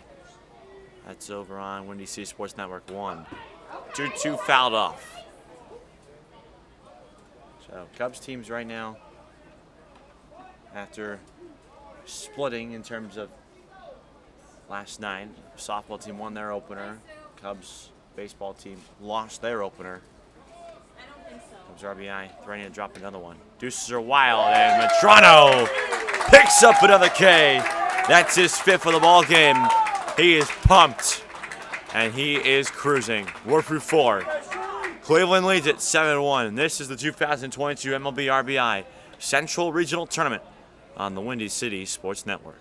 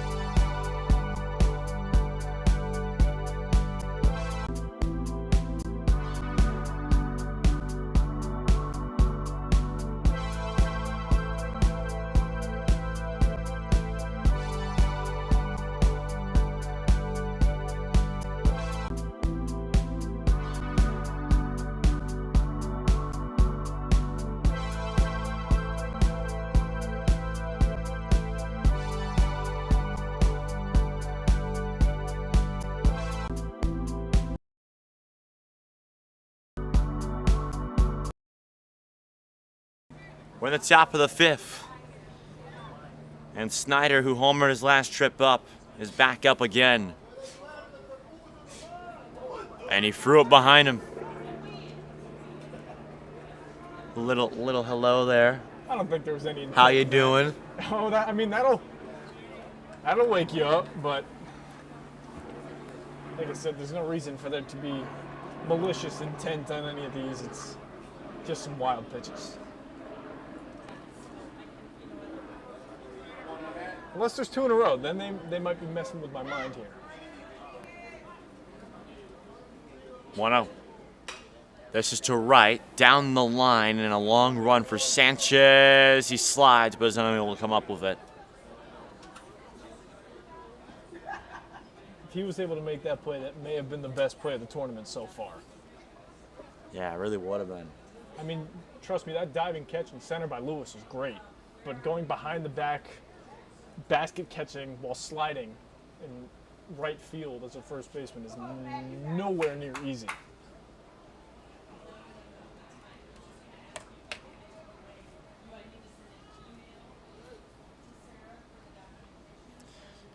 One. That one hits the Evo shield of Snyder. It's a hit by pitch and a leadoff base runner for the first time today for the Guardians, at least in terms of this game.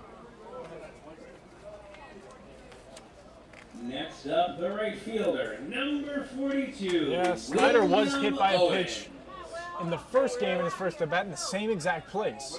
So that's just a scratch to him. He can just chuck his bat and get a free base on that. Royals coaching staff asking about whether that hit the knob of the bat or the Evo shield, because sizable thud was heard there, but just hit the plastic. So now here's Owens again, doubled his last trip to the plate. And that was also the last batter that Leeson faced this afternoon. Slight lead off first for Snyder. And Owens takes down low for ball 1.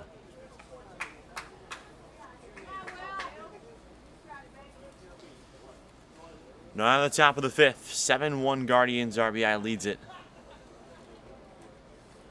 The pitch. That one's a strike, and it's 1-1. Yeah, the Guardians are clearly the driving team in this one so far. So if they just keep playing the game that they've been playing all day long, they should just cruise along to a potential second victory. They'll check and he's safe. And if you're wondering, they need 9. As a run rule? Okay. So 9-1, or do you mean, would it have to be 9 10? more runs. 9 more runs. Oh, wow. That one's down the line, just foul. 9 more runs. Well, the last game ended 16-0 after 5, so clearly it's 15 after 5. In the tournament. We're also approaching the 2-hour mark very quickly here, which there's a chance that could be also time difference. We're currently sitting just 14 minutes away from the 2-hour mark. That is true. There is a potential game ender if the game goes longer than 2 hours. Swing and miss, strike 3, excuse me. First strikeout of the contest for Owens. Second strikeout for Rodriguez. Next up, the center fielder, number 7. that'll bring up Lewis. Zion Lewis. So just keep in mind those scenarios for those of you watching at home. Kevin Malater here with Austin Kroom. Glad you could be with us here for game 3 of 4 on the Windy City Sports Network 2 today. You can catch all softball action on 1, and then tomorrow they'll be flipped. Baseball will be on Windy City Sports Network 1, softball over on 2. And if you're tired of hearing us together, we will have a different crew. Who could be sick of us, though? Oh, that list goes on and on and on. Let's be real here. We won't get into that. No. We won't get into that. That's a But- bunt foul, as you were saying. But Kevin Malater will be with Ryan Sikora tomorrow on 1 for baseball, and I will be with Tia Reed for softball on the Windy City Sports Network number 2. Exactly. So Austin, We have a 1-day vacation away from each other. and then we're back and then together we're on back for the Sunday. championship game. Back like we never let. Oh, long secondary from Schneider, and he's lucky to be able to get back in. Also fortunate for an offline throw there from Portman. Yeah, not wearing his stealing glove on this one, so he may be. He had that in the first game, which was electric. he's probably not looking to take a bag here. Despite not stealing one base when he was on base multiple times in that front game. Taking a big lead though. Lewis fouls it off. For someone who's not trying to steal a bag, he's taking 2 good strides. He's gonna make Rodriguez work here. And with Lewis up here fighting as well, it's not a tough battle for this Royals team. 1-2 here. John Lewis, who is 0 for on the day.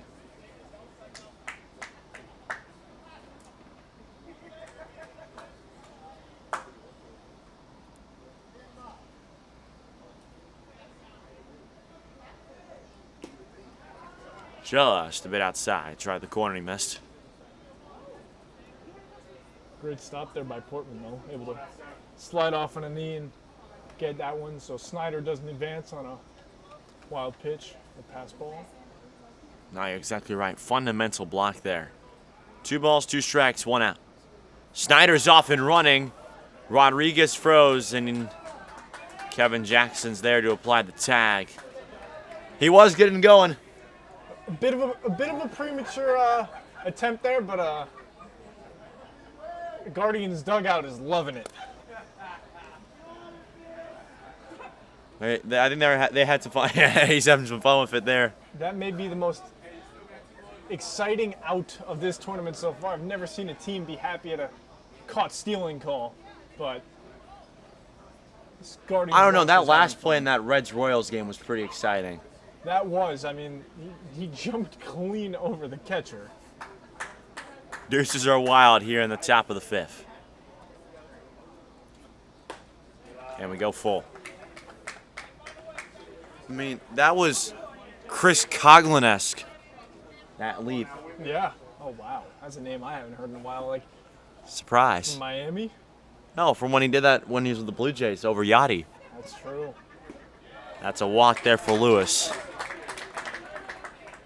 See, I'm kind of surprised you didn't be like, hey, no, the coach from Milwaukee. Greg Counsell? Oh, Next wow. up, the I'm on shortstop, number 33, I'm on a loop right now. I'm thinking of all these throwback players instead. Wow. Yeah, Counsell's the manager of Milwaukee. Really? I'm on a whirlwind of old players then. Yeah. Don't mind me. I'm just Counsell, a member of the Miami Marlins, I believe, '97 team that won the World Series. Now he's the manager of the Brewers. Runner goes on the pitch that's upstairs. Throw down, not in time. Portman spiked the throw down to second base.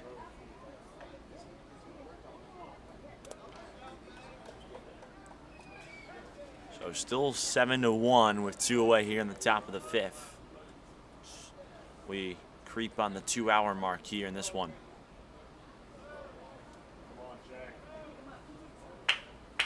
One-0. In the air to left. Coming in is Quincy Jones. He dives. Did he catch it? No, he did not. Now the runner breaks for second. It's 8-1. The base umpire caught him safe. Royals fans and players not happy, but it's an 8-1 Guardians lead. RBI double for Jack Faflick.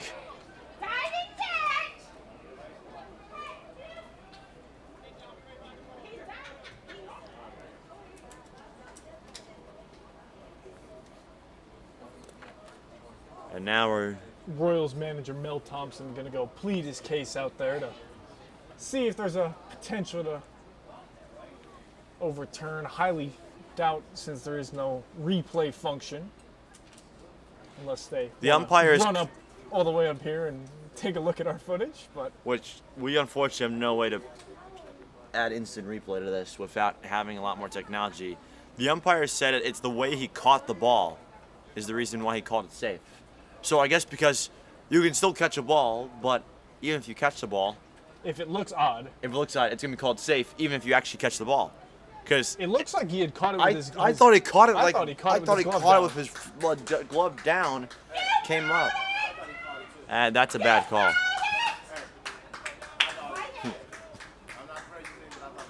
The call stands. The runner is safe. Next up, number 38, left. That's a bad call. Dominic Yeah, Brown. I'll say it. It's a bad call. Yeah, no, it looked like he caught that.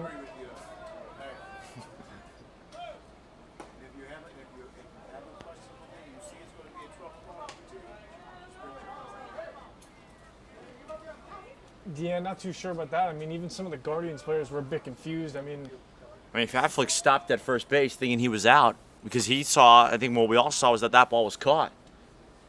Figueroa in the on-deck circle kind of puts his arms up and goes, I'm not too sure.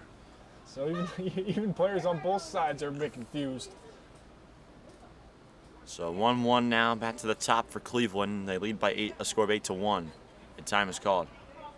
So is that, do you consider that an earned run on Rodriguez? It's gonna. I mean, it by is, the book. By the book, yeah, By it the is book, yes, because even it though was it's- ruled a double by the book. Which stinks, but 1-1 skips away from Portman.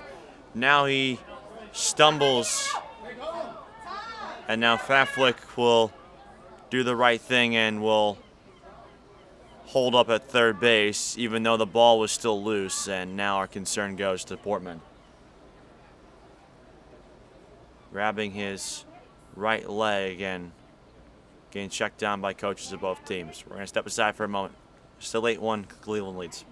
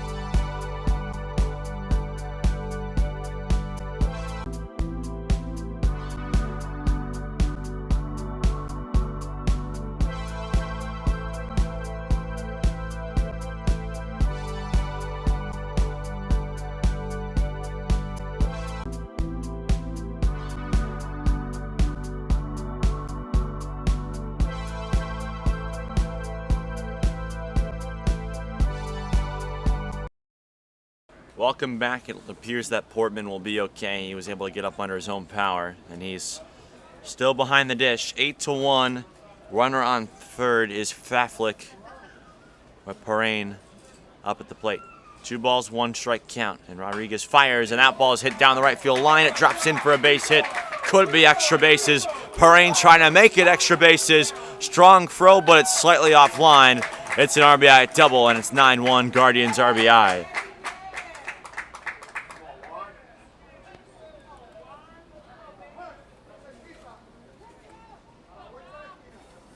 Next up, the Good piece of third hitting there by baseman, Parain. number Even 12, after taking a few minutes off for the break to make sure that Portman was okay behind the dish. Still going right out there first pitch he sees and pushing that runner in from third. Here's Figueroa now. Still 2 out. Right on second. He sends this ball back up the middle. Johnson comes in, stumbles a bit. Parain coming around. Throw off line there. The run will score. Going into second and out it there is Figueroa. The run will count, so it's a 10-run game. 10-1. Cleveland leads. We're through 4.5. Back in a moment on the Windy City Sports Network.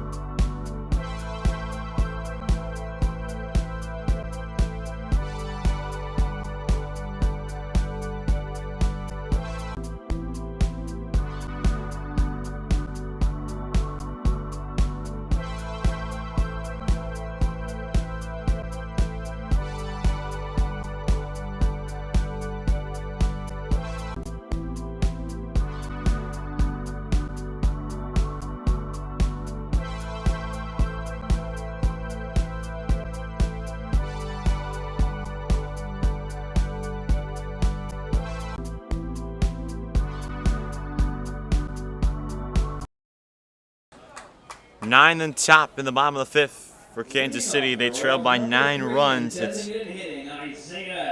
Isaiah Evans, and the DH swings and misses at a fastball for strike 1. As we've officially hit the 2-hour mark in this contest, Kevin Malater and Austin Kroom with you. Glad to be with you here on day 2 of the 2022 MLB RBI Central Regional Tournament here in Chicago, Illinois. And this entire tournament is hosted and presented by Chicago Cubs Charities. Evans works the count to a 1-1. Medrano back out for what would be his 5th inning of work. He's able to get through it. And this one's fouled off, and it's 1-2.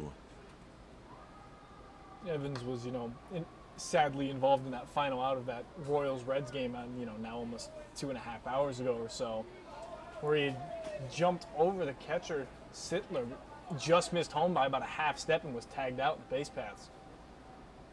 So 1 ball, 2 strikes. Medrano, the left-hander, comes set and gets another strikeout. 3 straight, all swinging, and his 6th on the contest.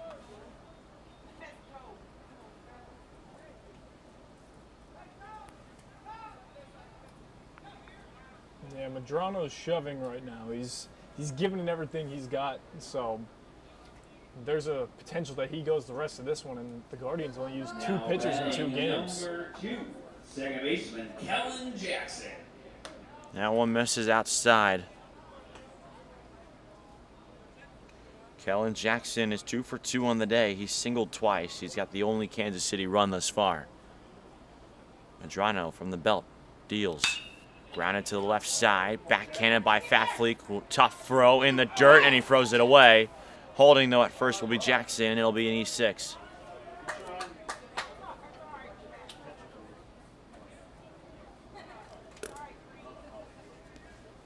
So, that being said, it'll bring up Alonzo Bird.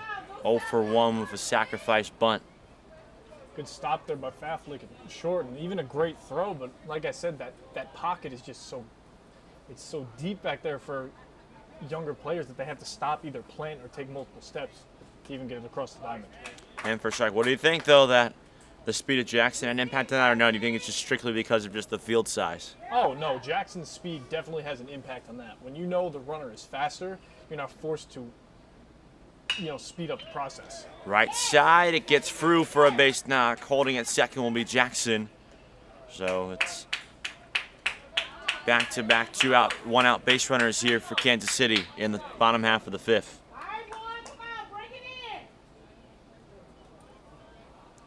Here's Kevin Jackson now.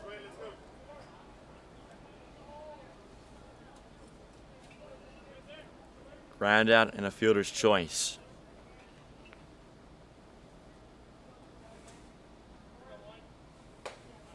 Fastball misses up. That last hit was by number 13, Alonzo Bird, and now up Kevin Jackson, shortstop number 1.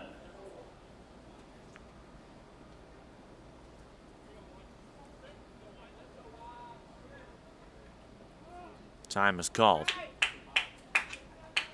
Medrano taking a bit too long for Jackson's liking there. Call time, make him reset his motions again. Not a bad strategy, especially with multiple runners on here. You're definitely right.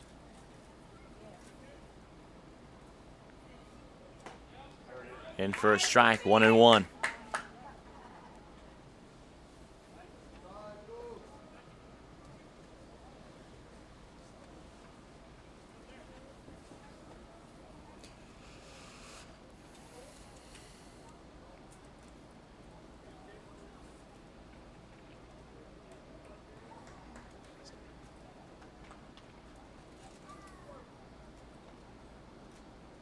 Jackson has Johnson on deck and 2 runners on. That's Jackson, his fellow namesake, on second, Bird on first, and Medrano misses up and away. 2 balls, 1 strike here.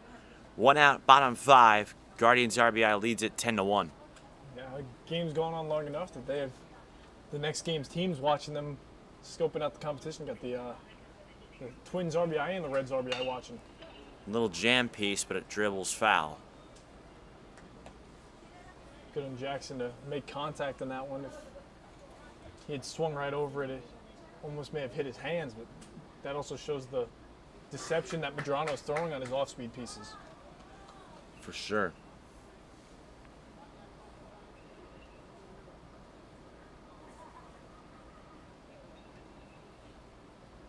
Two and 2. Swing and a miss, strike 3. Make it 7 for Medrano tonight. And there's 2 away in the 5th. Next up, the center fielder, number 11, Jeffrey Johnson.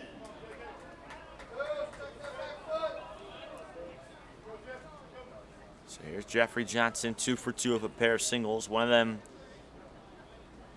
plated a run. First pitch, up for ball 1.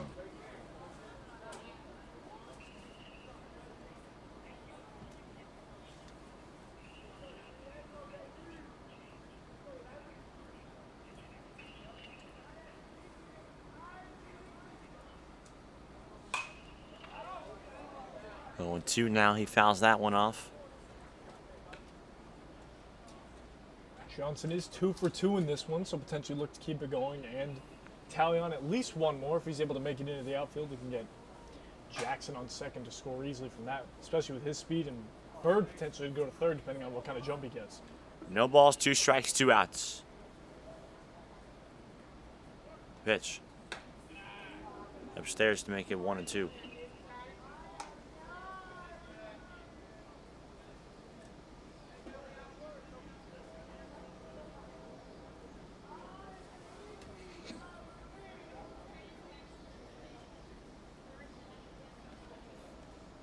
Geronimo sets, lefty deals. That one just misses. Count goes down to 3-2.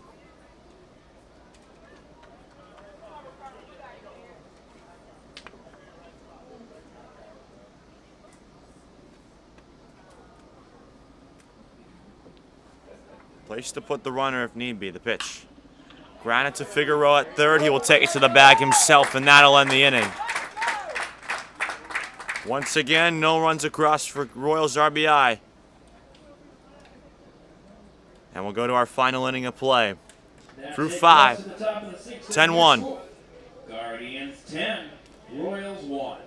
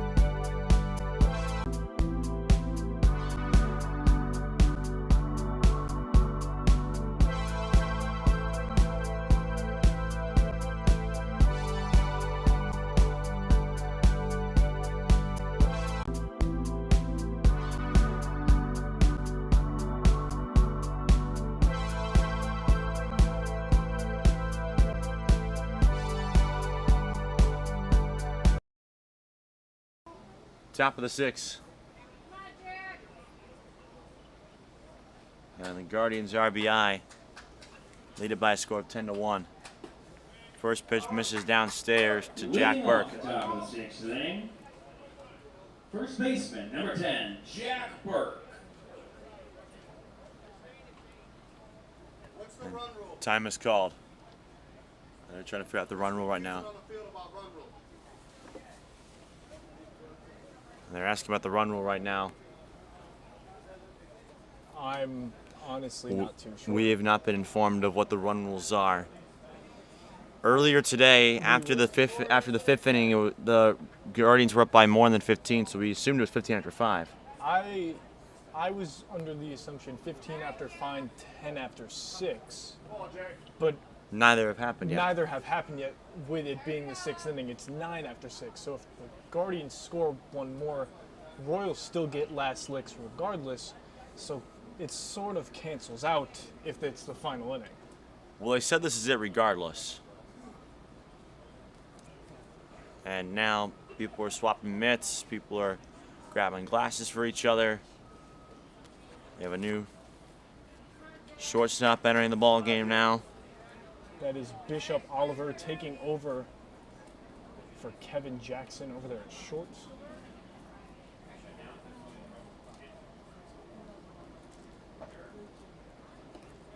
Ali Bishop Oliver, this is his first defensive appearance. And the first pitch of the inning is a ball.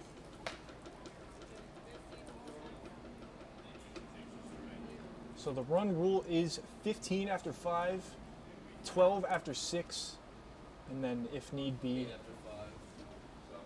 10 after 7. But the games go to 7. This is hit on the ground, is short. Or so Ali we've- Bishop Oliver, 1 out.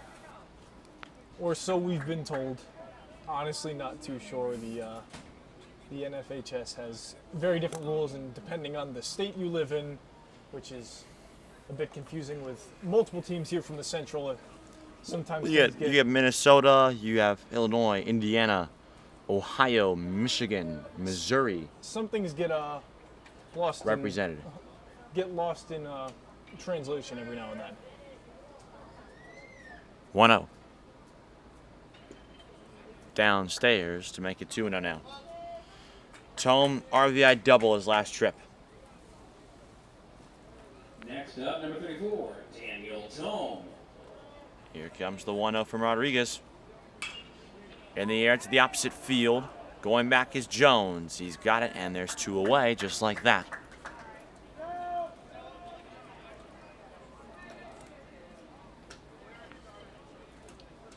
Seems that there is still a bit of confusion going on in the field, that some of the Guardians coaches are being told that the run rule is 8 after 6, but since the inning has already started, Or 8 after 5, you mean? or 8 after 8 after 5, 5, excuse right? me, 8 Yeah. after 5, yeah. I'm trying to make sure too, because we're learning here on the fly Yeah. as so Rocco takes a strike, and it it's seems that 8 after Next up, 5 number 28, means second you baseman, can cut. James Yeah. Rocco. So technically, this would have been the final inning, but since they already started it Well, due to confusion, technically this wouldn't have none of this would be happening. We'd be done by now. well, that's what I mean. Is This is hammered down the right field line. It stays fair, and it rolls all the way to the corner. Rocco on his horse. He's thinking 3, but he'll stay at 2 with a 2-out double. good piece of hitting there by Rocco. He's been doing that all game. Next up, Second the hit, designated but hitter number 61. He's been hitting the right field. He had the fly out and to right a while ago. Still hit back in decent ways. But like I was saying before, it is 8 after 5.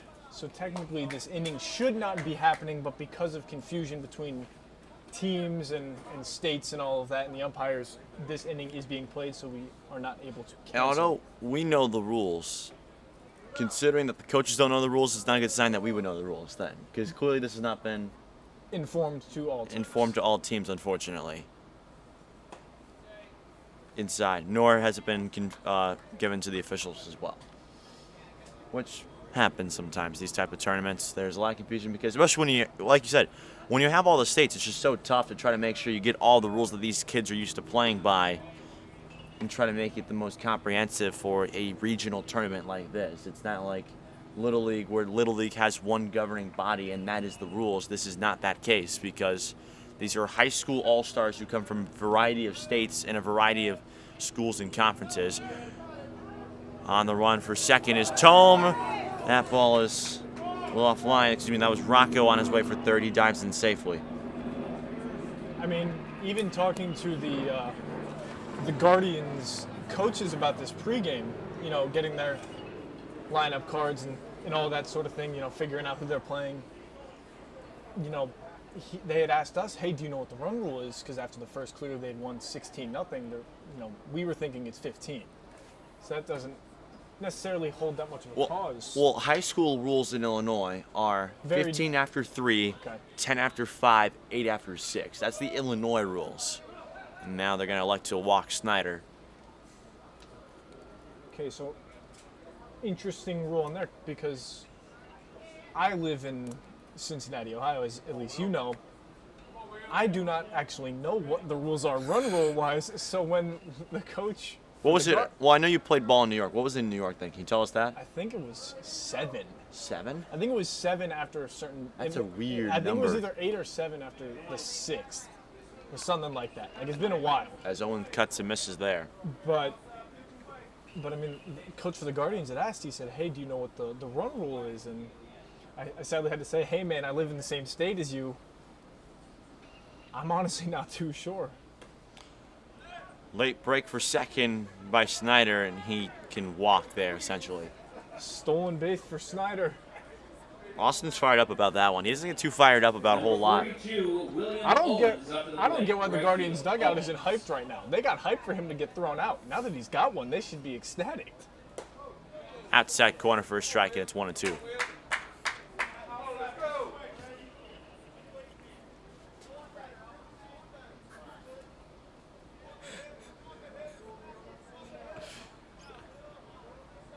Here comes the 1-2.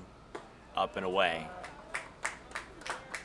Yeah, I mean, you would think that that would be as big of a deal as, you know, a PO getting their first career home run.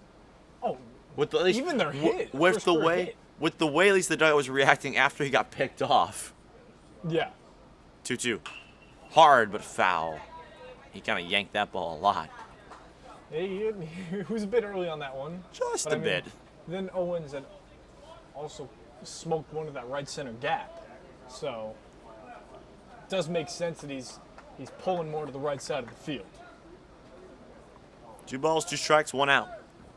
Both runners stay in scoring position for Cleveland. Outside corner taken for a called 3rd strike. And that is the inning. So, we're through 5.5. Cleveland still leads at 10-1. Back in a moment on the Winnie City Sports Network. As we head to the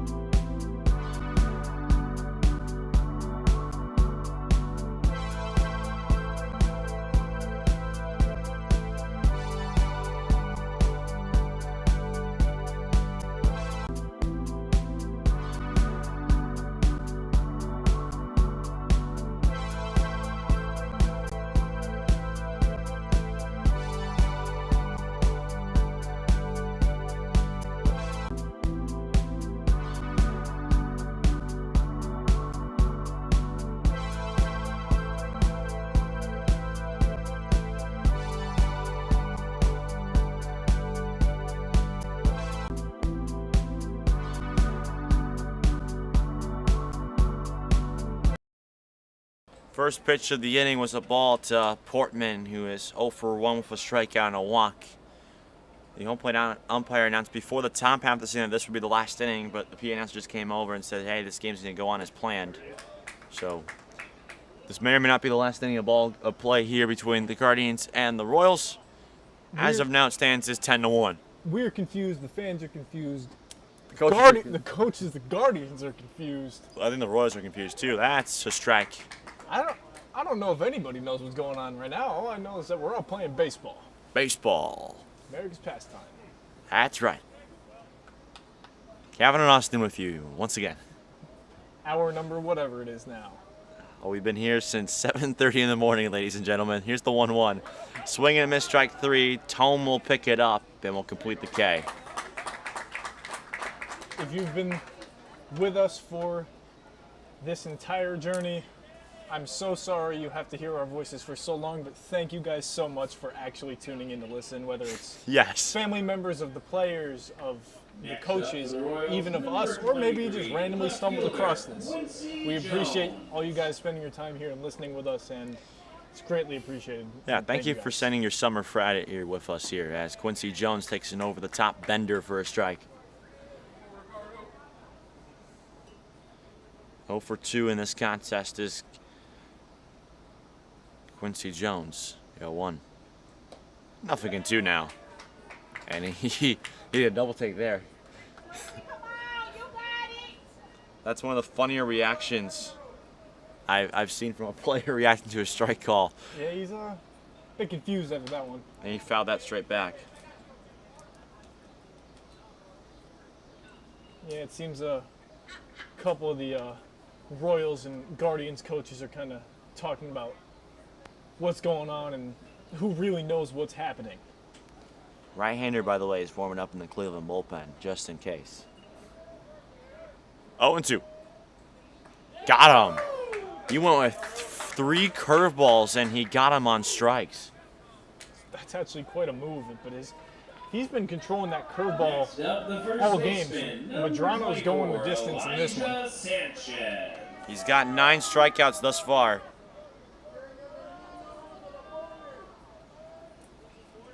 See if he can hit double digits before this one's over. Be the first time that's happened so far in this tournament. He's got the most That we so know far of, in this- yeah, for sure. That we know of, yes. At the strike, 4 consecutive curveballs. Softball may be different. We are not too sure. We can always check with our friends over at Windy City Sports Network 1.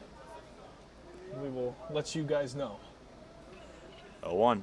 Swing and a miss, strike 2. He's a strike away from doing so.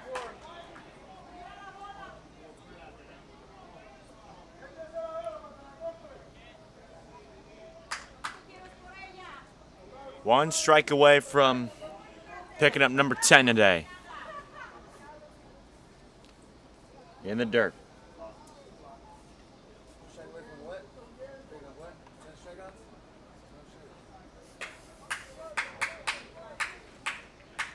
Sorry, ladies and gentlemen, if you heard that, but it's okay. It's baseball. Baseball happens, yeah. 1-2. Got him! Ricardo Madrano with 10 strikeouts, and Cleveland Guardians RBI win it by a final of 10-1. 10, Royals 1. That's going to do it. We thank you so much for watching and listening. Remember with the Windy City Sports Network. For Austin Kroom, I've been Kevin Malater. Cleveland improves to 2-0. Kansas City falls to 0-2. Once again, thank you so much for watching. Have a great day. Coming up in a little bit, Twins and Reds to wrap up day 2 here on WCSN 2. Thank you to both.